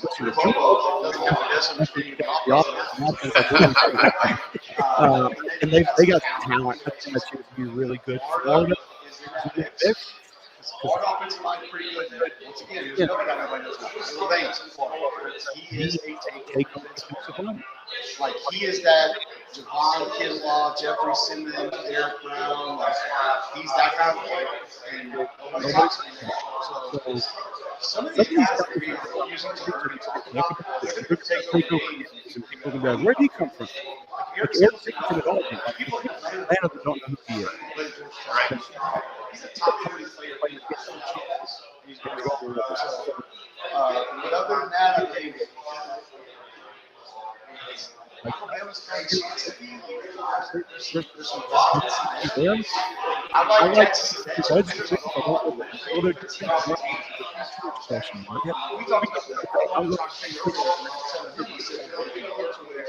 some of these games are competitive and stylish. Very unique. Who can slow the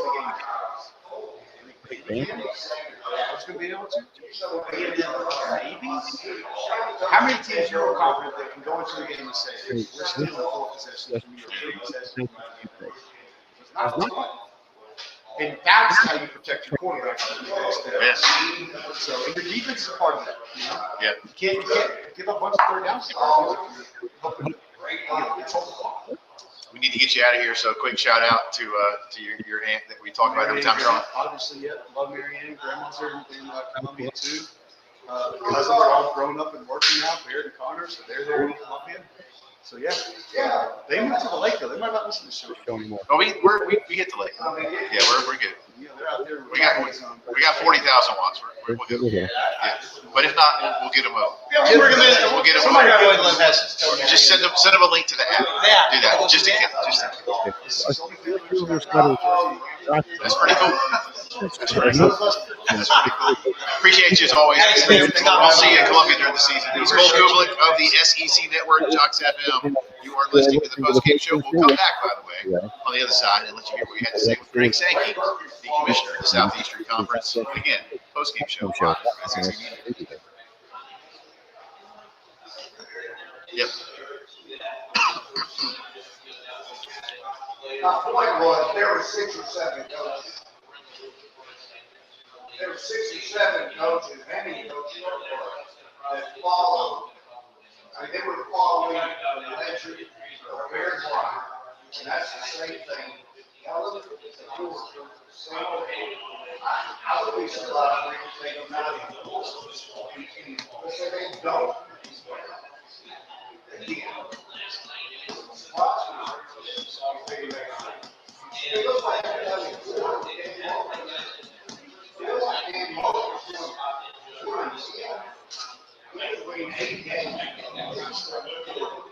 AAA Heating and Air ready to make sure you and your family stay nice and comfortable throughout these very hot summer months across the capital city.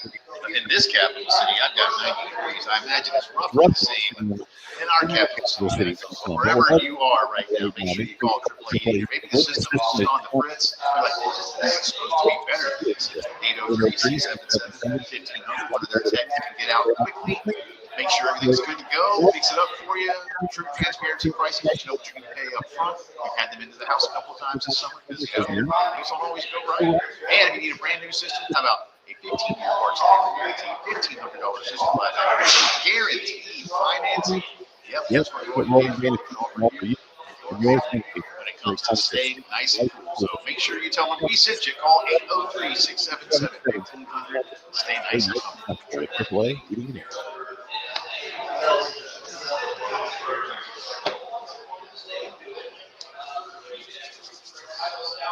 And Dave, I heard you tell Terry he has about 10 minutes with the first part cut off. Thank you.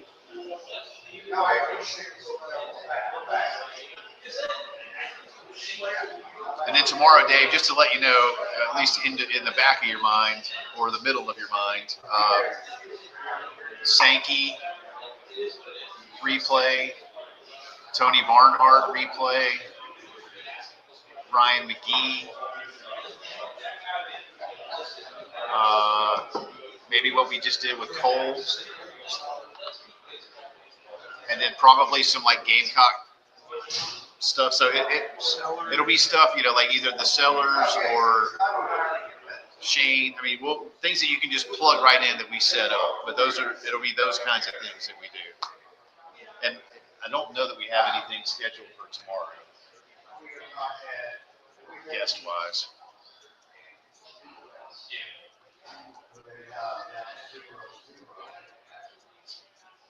But we'll put all that together in the morning after Elijah's done.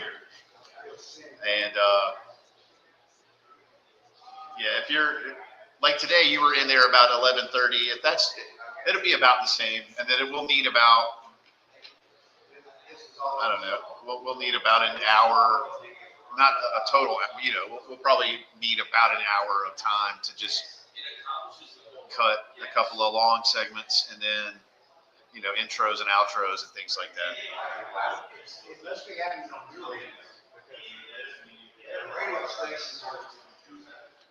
Say that again. I'm sorry. What was the last part? Oh, yeah. If the ones we can do live, we'll do live. And then if you see that we need to do lives, we can do those for you from here as well. You can just plug those in too.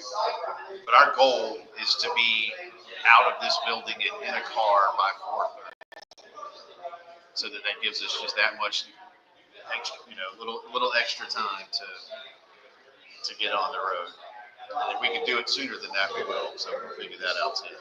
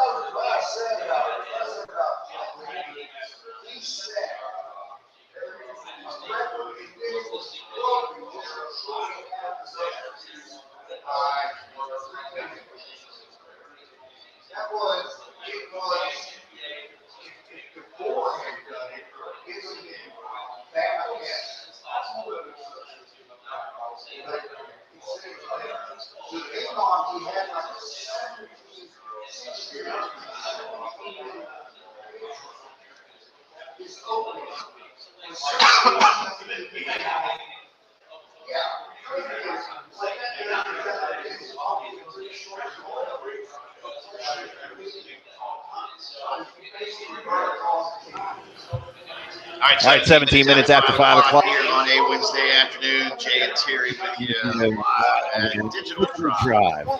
News Radio, bro.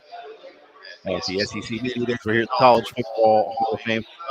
Shout out to the Hall of Fame folks. They've been fantastic. The Omni Hotel folks have been fantastic. If you've never been to the College Football Hall of Fame, if you're coming, Gamecock fans, next month for Carolina, Virginia Tech, come by. Or if you are in town for a Braves game, if you're staying downtown, just come over here. It's really cool. It's fun. There's a lot of interactivity for fans, a lot of fun stuff. This is a very, very cool venue if you love college football. So I've not had a chance to do the walk around here yet. I'm doing it tomorrow. I've already done it twice, and I've been here. I've been here a bunch. And I guess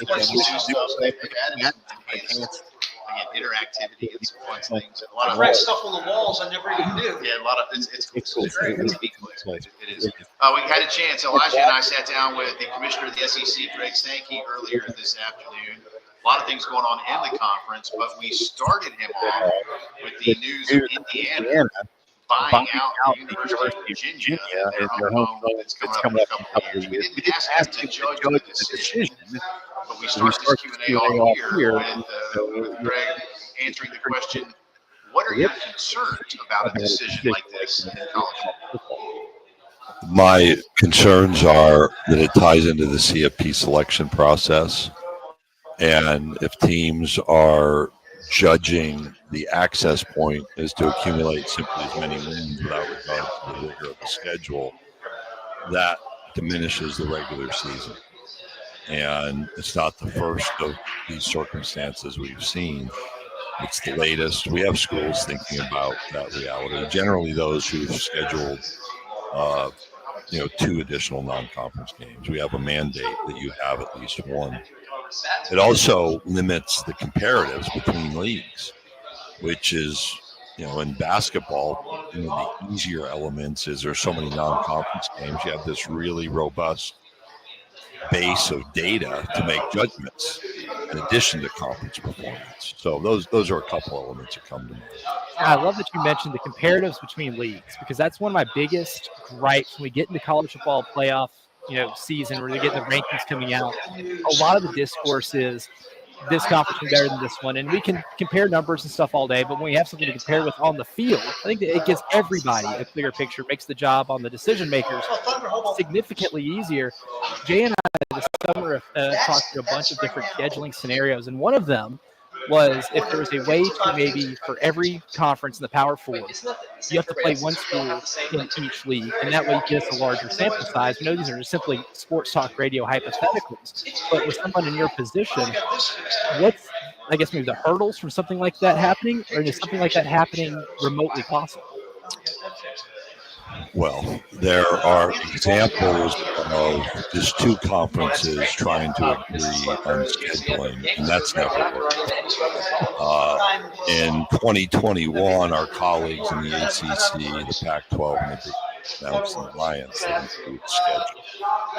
Excuse me, that's an example of three trying to do it, and it didn't work. So the historic indicators are not great. I also think you have to keep in mind college football is still a developmental game. The NFL is performance-based. You can be cut in the locker room after a game on a Sunday afternoon and replaced on Monday. The college were there, and we're trying to help young people football at the speed of the college game. So having some room for something other than what you've described in non-conference scheduling is important. You then have home game numbers, which relate to financing, and budget numbers that are impacted by that. We've had conversations primarily with the Big Ten about should the conferences just go ahead and schedule. And that doesn't generate a lot of positive passion in the room, like go do it. It generates interest. But I think in our current kind of conference siloed decision making, that nobody's running for that. I'm talking to the commissioner of the SEC, Greg Sankey. Obviously, we primarily cover the Gamecocks, Greg, but Shane Beamer made mention, Virginia Tech right across the plaza here in a few weeks' time. Clemson, obviously, annually. Home and home's coming up in the next 6 years beyond this with Miami, NC State, North Carolina. So that'll be 2 Power Fours plus the SEC. Could be 8, could be 9. When you see South Carolina doing it, you know what Bama does, you know what Texas does, you know what Georgia does. What are the conversations like about, hey, I'd like to see some of you maybe try to follow some of that? How much pushback do you get? What are those? I know you can't take us always behind closed doors, but what is your position in some of those things? A program is going to have different priorities at a certain time. And all credit to Shane for that scheduling. Georgia, I think last year benefited from that 10 power game schedule. They had a couple of losses, but still attained a 2 seed in the playoff. The year before when we expanded, they lost a game with Oklahoma and ended up 5th. So those things can have impact. And I think people have to understand the model that was thought about with the CFP was I got to be in the top 4, so I have to have all these wins. I have to finish at the top of my conference. Now you may be looking at spots 9, 10, 11, and 12. And what can you do to distinguish yourself by comparison to another team? So the question and the observation about somebody dropping a non-conference opponent. Well, if you've got 10 quality games and have a substantial record being compared to somebody who walked away from those games, that should favor the team playing a tougher schedule. That's part of the clarity we need out of the CFP selection process. And we've encouraged more of those games. Now, if you're Mississippi State this year and you're Jeff Levy and you're reforming a program, you had all of the coaching change, that may not be the right direction for you. Another game with Arizona State will be a big game. If they can perform well, that's one of those comparatives. Adding another one is you're rebuilding may not be in your best interest. So I think you have to allow some flexibility. And mentioning the CFP selection process kind of leads me into this. I know this is a sin I have certainly committed in the last several months, is making the assumption that we're just jumping to 16, right? And you made it pretty clear on Monday that that's not necessarily the case. Like, discussions are still ongoing, but when it comes to discussing like future models of the college football playoff, like the one model that got a lot of attention was like the 4-4-2-2 auto bid type format. But when you look at, like the 5+11, that could certainly significantly benefit your conference, just because I think if you expanded it this past year, you're getting 3 more teams in because they were on the outside looking in. How much is that a part of your personal decision making for this league when you're in the room with those other commissioners and kind of duking it out and trying to decide what to do in the future? When we went to our spring meetings in Destin and presented, I think we had 3 or 4 different alternatives. Your analysis resonated in the most significant manner, which is if we just take 4, we might have 6 or 7 of the 16. Why should we just take 4? And there's some thought about playing games, but you're still going through another SEC game to reach what somebody else is accessing with a lesser schedule. So it is central.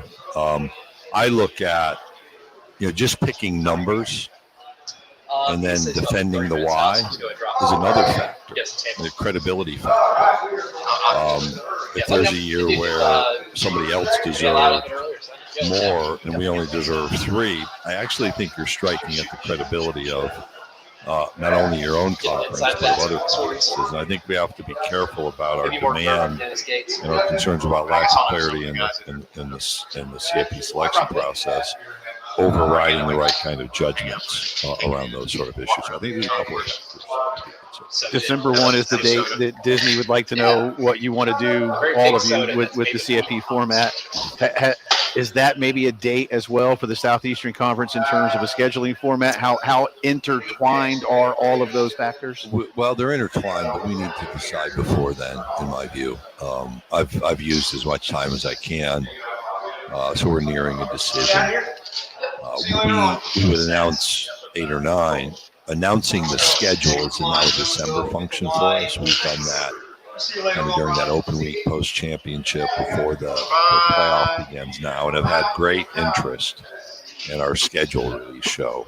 So the actual schedule would work with that December 10th. We need to pick a format before.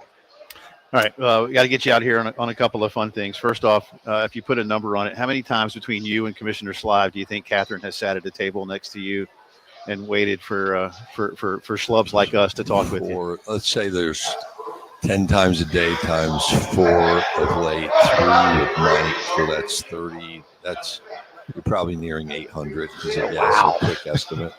Does she get a bonus? No. So I read a Red Auerbach biography, when he was the Celtics coach and GM, and one of his philosophies was there are no bonuses for the Celtics when they had that great championship run. And his observation was, I'm paying you well to do the job. Right. So. All right, and I'll set you up. I'll let Elijah give you the choices. I spoke with you when you were with Herb Vincent downstairs. I told you we'd probably give you our start bench drop. We know you like old school music, and I've heard you do some of those things with other stations. So our start bench drop. Yes, it's rock and roll. Yes, we want to get 3 unique sounds, similar era but unique sounds. So there's some differentiation here. Steely Dan, America, The Doors. Coincidentally, 3 of my favorite bands of all time. Those are my 3 options. Yeah, you got to start one, bench one, and one says Sayonara. I'd start with Steely Dan. I enjoyed the American stuff, but somehow it would be wrong to drop the Doors given their significance for America. So I'd have to put America. They get dropped? Yeah. So, okay. Yeah, dropped. Yeah. It's great to see you. Thank you. Do we know where we are next year? Is that Catherine's choice? No. No? It's, all right. Thank you as always. We appreciate it. Yeah, have fun the rest of the week. He's the commissioner of the SEC, Greg Sankey. This is the postgame show.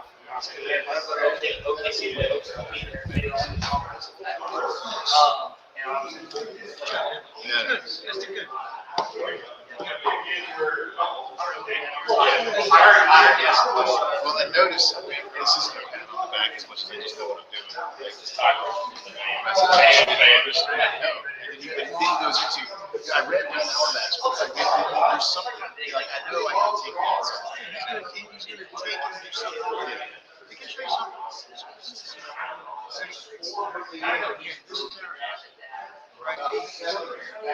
Here's the notice. People, if you let us hit the Yankees whenever Padres something expired. It's been I can't understand why these teams. Thunder will go. What's the deal with it? Who runs that? 19. And they had the pictures of like one work show and the media show. And they work out.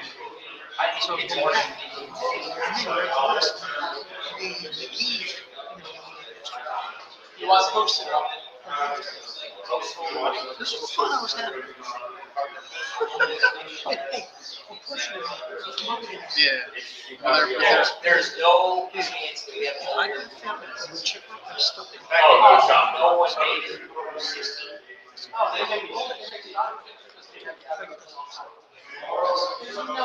That's again. There's nobody cares. You care. That's what I mean. Like we care, but nobody that can do anything else.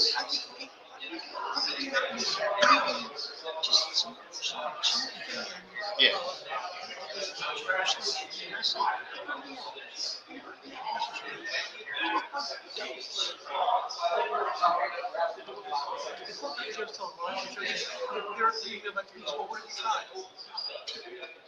No. What have I tried?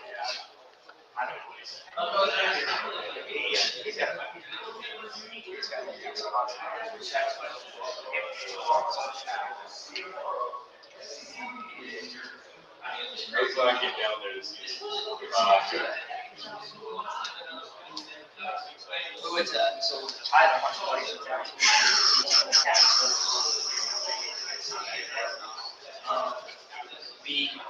I guess.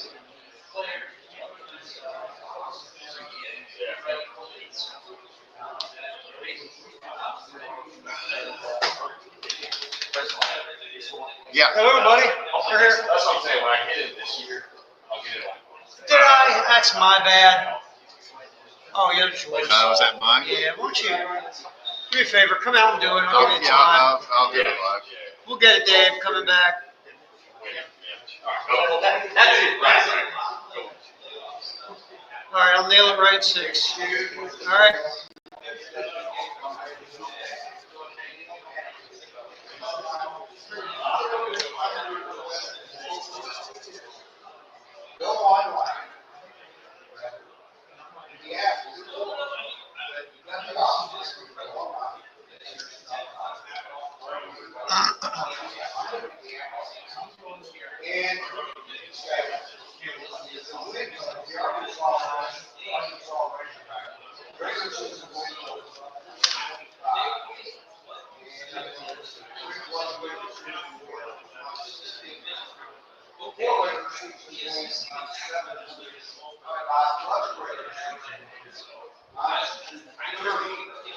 All right, big problems on the roads this afternoon. We talked about I-20 earlier. Westbound Spears Creek Church Road, left-hand lane completely blocked there.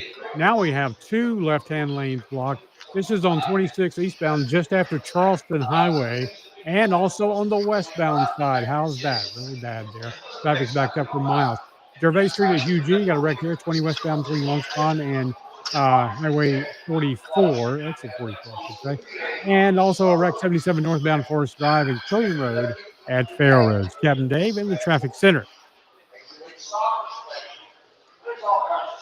I'll just take a shot. Yeah, I'll just move along with it.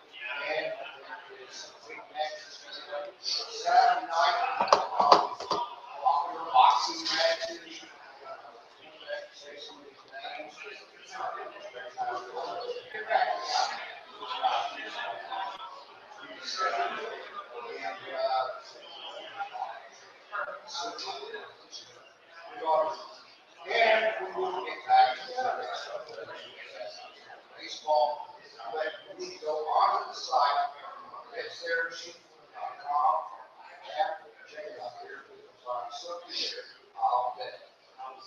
I'll bet that you walk in. Here's one. New York Liberty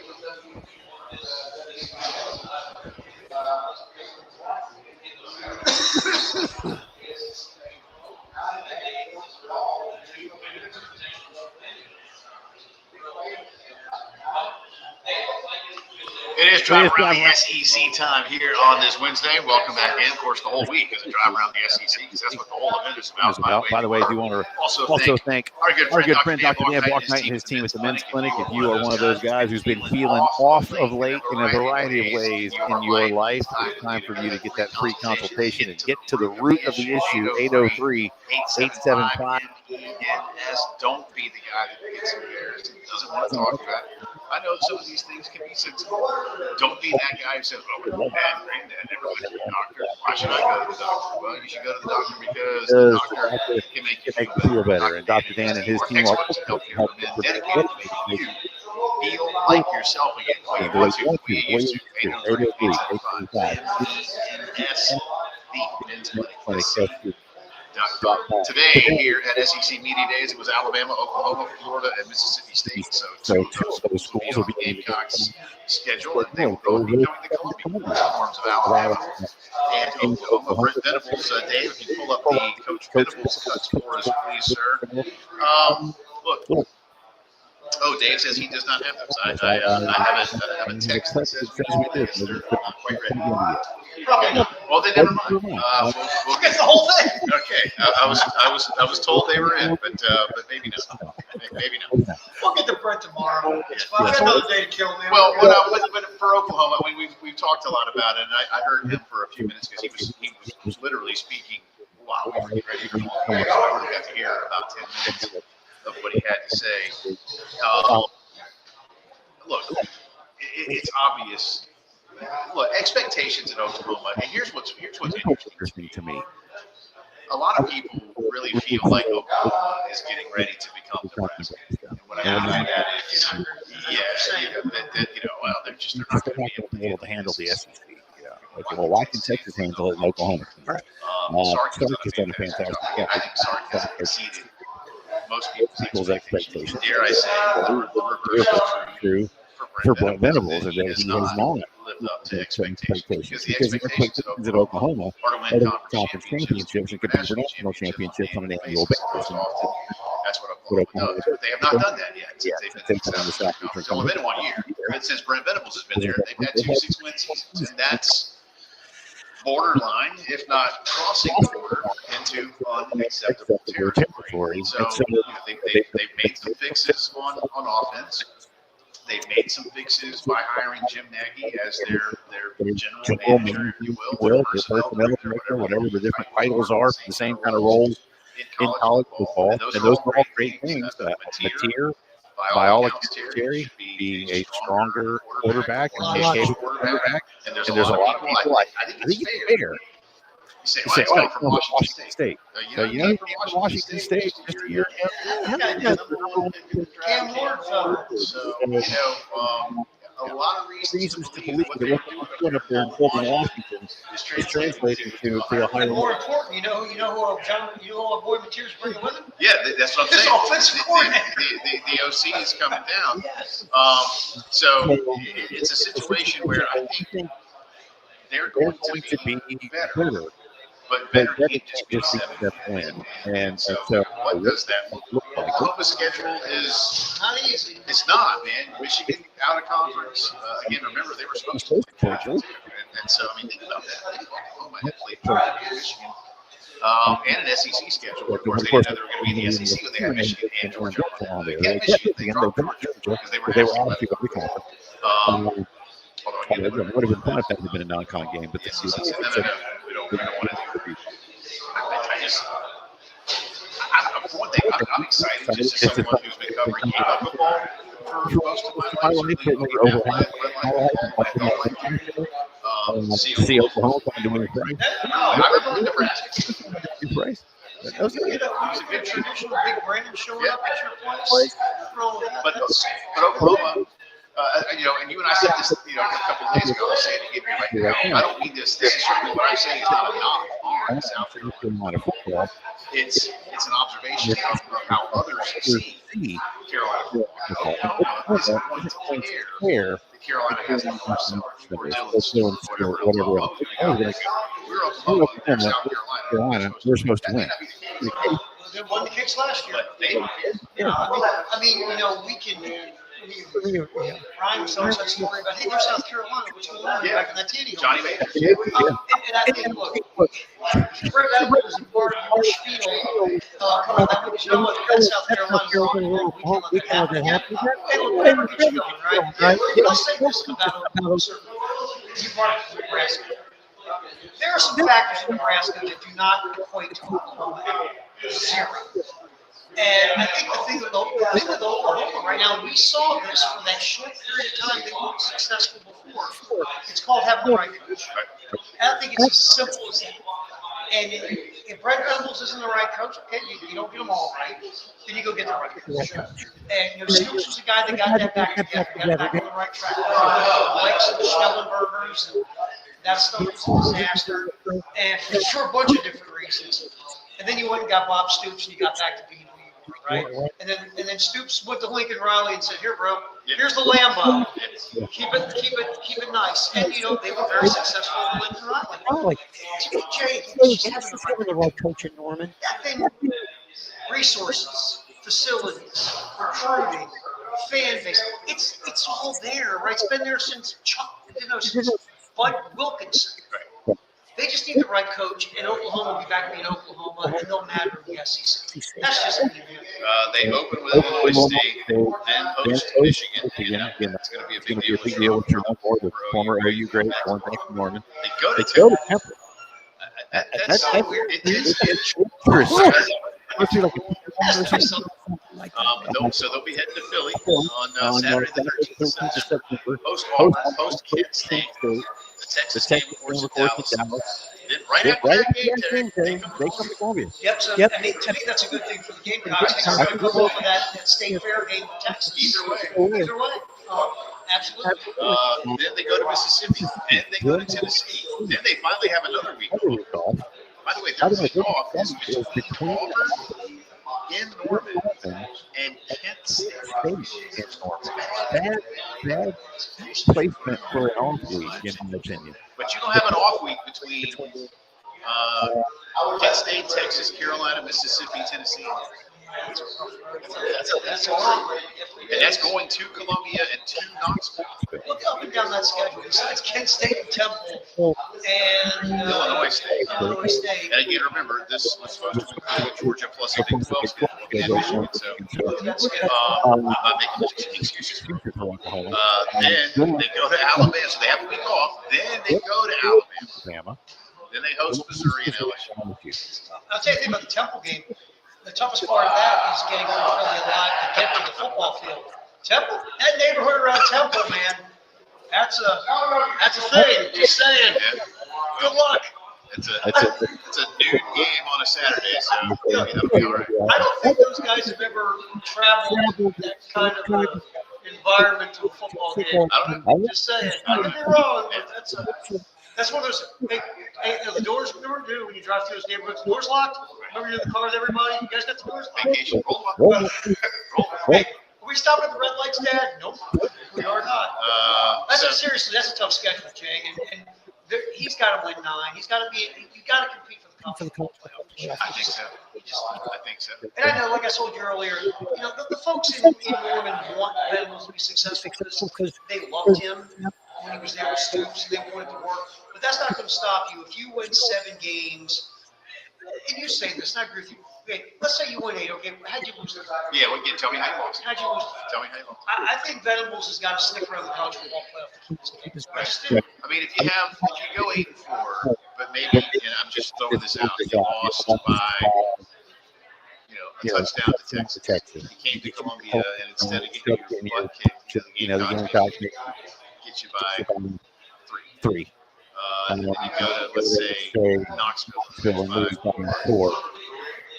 Maybe you pull an upset in Tuscaloosa, and then you lose at home to LSU. That's going to be a hit. That game matters so much. On November 29th.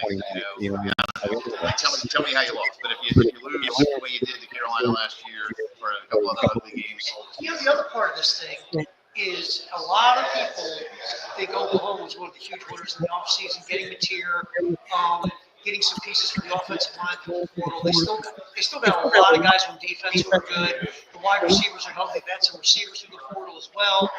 everyone thinks Oklahoma did all the things they're supposed to do to get back on track. By the way, was that free? Okay, so you spend money, you got all those pieces. Now the expectation level is right. We did our part, brother. Coach them up and get yourself in the college football. That's the drive around the SEC. Brought to you by Okay, Herndon Chevy. we'll wrap it up with a little Dre versus the internet next.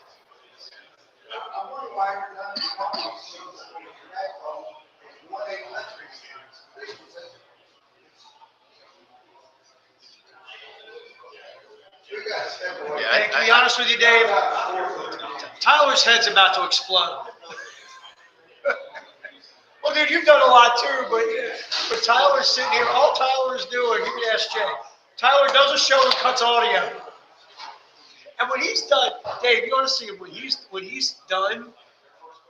It looks like he just went through a triathlon. Well, the thing is, that's why, he is now when he's done here, though, after all that, now he's got to go Jump in the navigate car, the traffic. navigate the traffic back home. So yeah, he's probably loopy at this point, Dave, where he put him in the folder.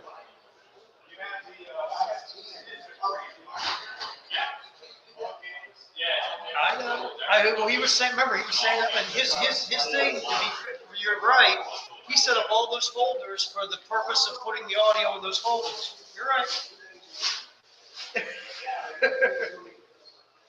I'm telling you, he might not get in the right car when he What gets is out to the Sanka parking car? garage. I guess you were trying to. That's And you see what show it's on the podcast. yeah. Why is it here? So tell. That's the app doing Yep. it? Yep. Yes, sir. All day, pal. All day. I never drank that crap in my life. That was one of those things my dad would drink every now and then. No, sans caffeine. Oh, is that what it is?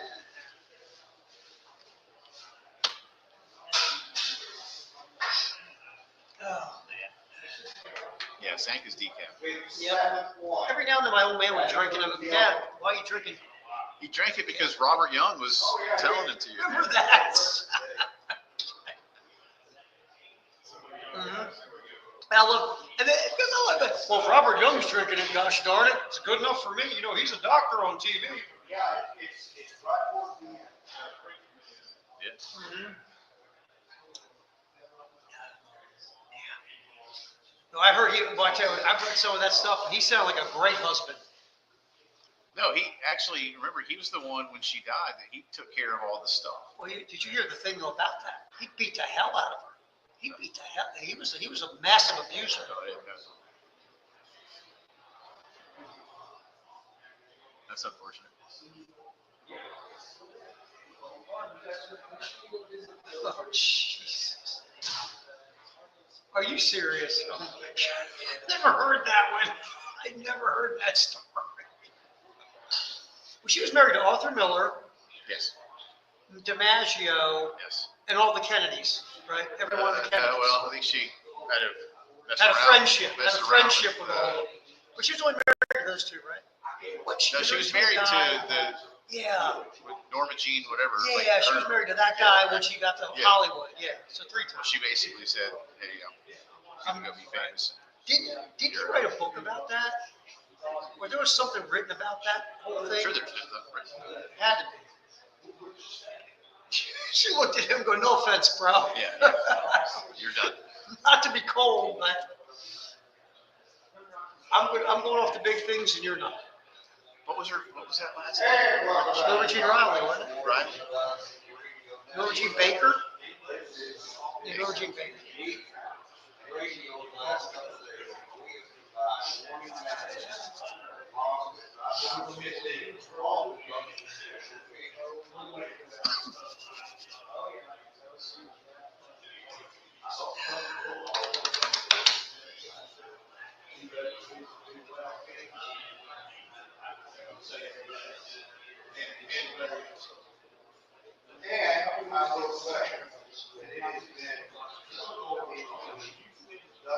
Take a picture. Look how young did you spray? Did you do a spray on here? You, man. 11 We're on minutes. the air. Whoops. Yeah, 11 minutes in In front front of of 6 o'clock. Nope. No, we're not. Yeah. That was on me. That was on me. I was mesmerized. mesmerized by your family Yeah, picture. there we go. Now we're back on the air. Hi, welcome back in. 11 minutes in front of 6 o'clock here. Final few minutes. Thank the Lord of today's program. It's been one long day. Tomorrow's a long day, too. So we got to drive home. But hey, be happy that you were able to drink beer. Well, we deserve it on Friday, right? I don't know what Friday show is going to be. I never do. I remember last year's Friday show. After our harrowing weather travel experience from Dallas to Charlotte. That was not. I'm gonna tell you right now, That was not fun. that might have been no offense to you. We're watching. It's like the most miserable night of my life. Yeah. But at least we made it to Charlotte, as I've told people. Yeah, thank God for Sunny. Well, Sonny came to get us. That's Mrs. Phillips came to get us, but our dear friend Daisy Miller, gave us the advice of what we needed to do, and had we not taken it as quickly as we did, we would have been in Dallas until Saturday because there were no flights on Friday, and then everything's getting real. Remember we were hustling like those OJ and those old credit card commercials? We were hustling through the airport in Dallas. It was not fun. That was the thing. It was not fun. It was not fun. But anyway, it'll be driving. God willing, Nice drive. a 200-mile drive tomorrow. All right, let's do a little Jay versus. Yeah, let's get this. All right, now we had to maneuver because remember there's no game taken from the Okay. No games. Okay. You're doing futures, sir. Major League Baseball futures. Postseason futures. Postseason futures in Major League Baseball. American League. All right. American League players. All right. Which one of these three scenarios happen? Tampa makes the postseason. Okay. Texas makes the postseason. Or neither. They're on the cusp of. They're sitting in the 4 and 5 ball right now in the American League. You have the choice. Tampa, Texas, or neither. Tampa will be a wild card team. Tampa. All right. Tampa. National League, sir. The Giants, the Cardinals, or neither. Both are sitting again in that 4 and 5. Who are they? Okay, right now, the Padres are in. The Mets are in. And who's the third? Brewers. Brewers signed the cup. Brewers are going to slide. Giants will take their spot. So the Giants will be in. So you're going to go Tampa and the Giants. Yes. In the World Series, the Dodgers, the Yankees, or no. Because I can see Philadelphia going back to the World Series. I don't think the Cubs Cubs can can go go to the World Series Giants are probably going to make one move in the next week because the Giants have money that the Cardinals seem unwilling to spend these days. Dodgers. All right, so your Dodgers. I don't think the Giants. Yankees are going to make it, man. I don't think either one. I don't think the Dodgers or Yankees can. Pull it down. I think the Dodgers. Remember last year, every pitcher in their organization was hurt at some point. Yeah, I still found a way to navigate. I think. And I like Detroit and what they're doing, But I don't know if they're going to make the World Series. Well, Who's in first in the West? Houston. Your buds, the Astros. Your boys. Your boys you love so much. Yeah. Houston's not going to make the World Series. Honestly, I don't think they have the goods in short series. The Tigers have the pitching. I think in the Tigers do. series. The Tigers can pitch. And the thing about the Tigers this year is they're starting to do just enough offensively. Like Torkelson, who was such a high pick, remember, he's starting to do a little something. And they got some guys there. Riley Green, another very high pick, who's starting to The Tigers probably make a move. Yeah, I mean, they could make a move for a 4th or 5th starter and a bat. And they have the farm system to make that move. They do. So if you ask me to do help out with Jay Garcia, I think the Tigers will make the World Series. All right. Okay, we'll go. All right, so Dodgers, Tigers World Series. I could get behind that. I'd rather have Braves, but they're not going to. Yeah. It happens. And again, last night I had to find myself not playing against a New York Mets star and a Philadelphia Phillies star. They both, Well, Schwarber hit, derby home run. They counted. And circling back to that, And again, that bomb but he hits a lot of bombs. you know what? What I tell you, and I said it, I was He- hoping to give him national baseball. The thing about him this year, and I don't know if it's going to sustain him, but his chase rate is down. He's starting to hit the ball the other way a little bit more. But you know what he's also looking for, Jen? Money? His contract is coming up, my friend. Yep. His numbers are looking Yep. like they haven't looked in a while. I've seen that. Remember that Jeff Blauser year back in like '94? You know, I was like, hey, Blouse, where's that been for 5 years? Oh, you want to go get a big contract with the Cubs? Hey, Cubs, how'd that work out for you? I always love that guy in the walk here, the deal. He stays healthy and puts up all those great numbers. You're like, Jeff Blauser went to the All-Star game, man. Good stuff today. Our big appreciation to a lot of guests today. Ben Portnoy, Cole Cooper, Commissioner of the SEC, Greg Sankey. Great work by David Dare, by Tyler Head, by Elijah Campbell. For Terry Ford, I'm Jay Phillips. We'll do it all again tomorrow. Final day of media days is a fun. See you all.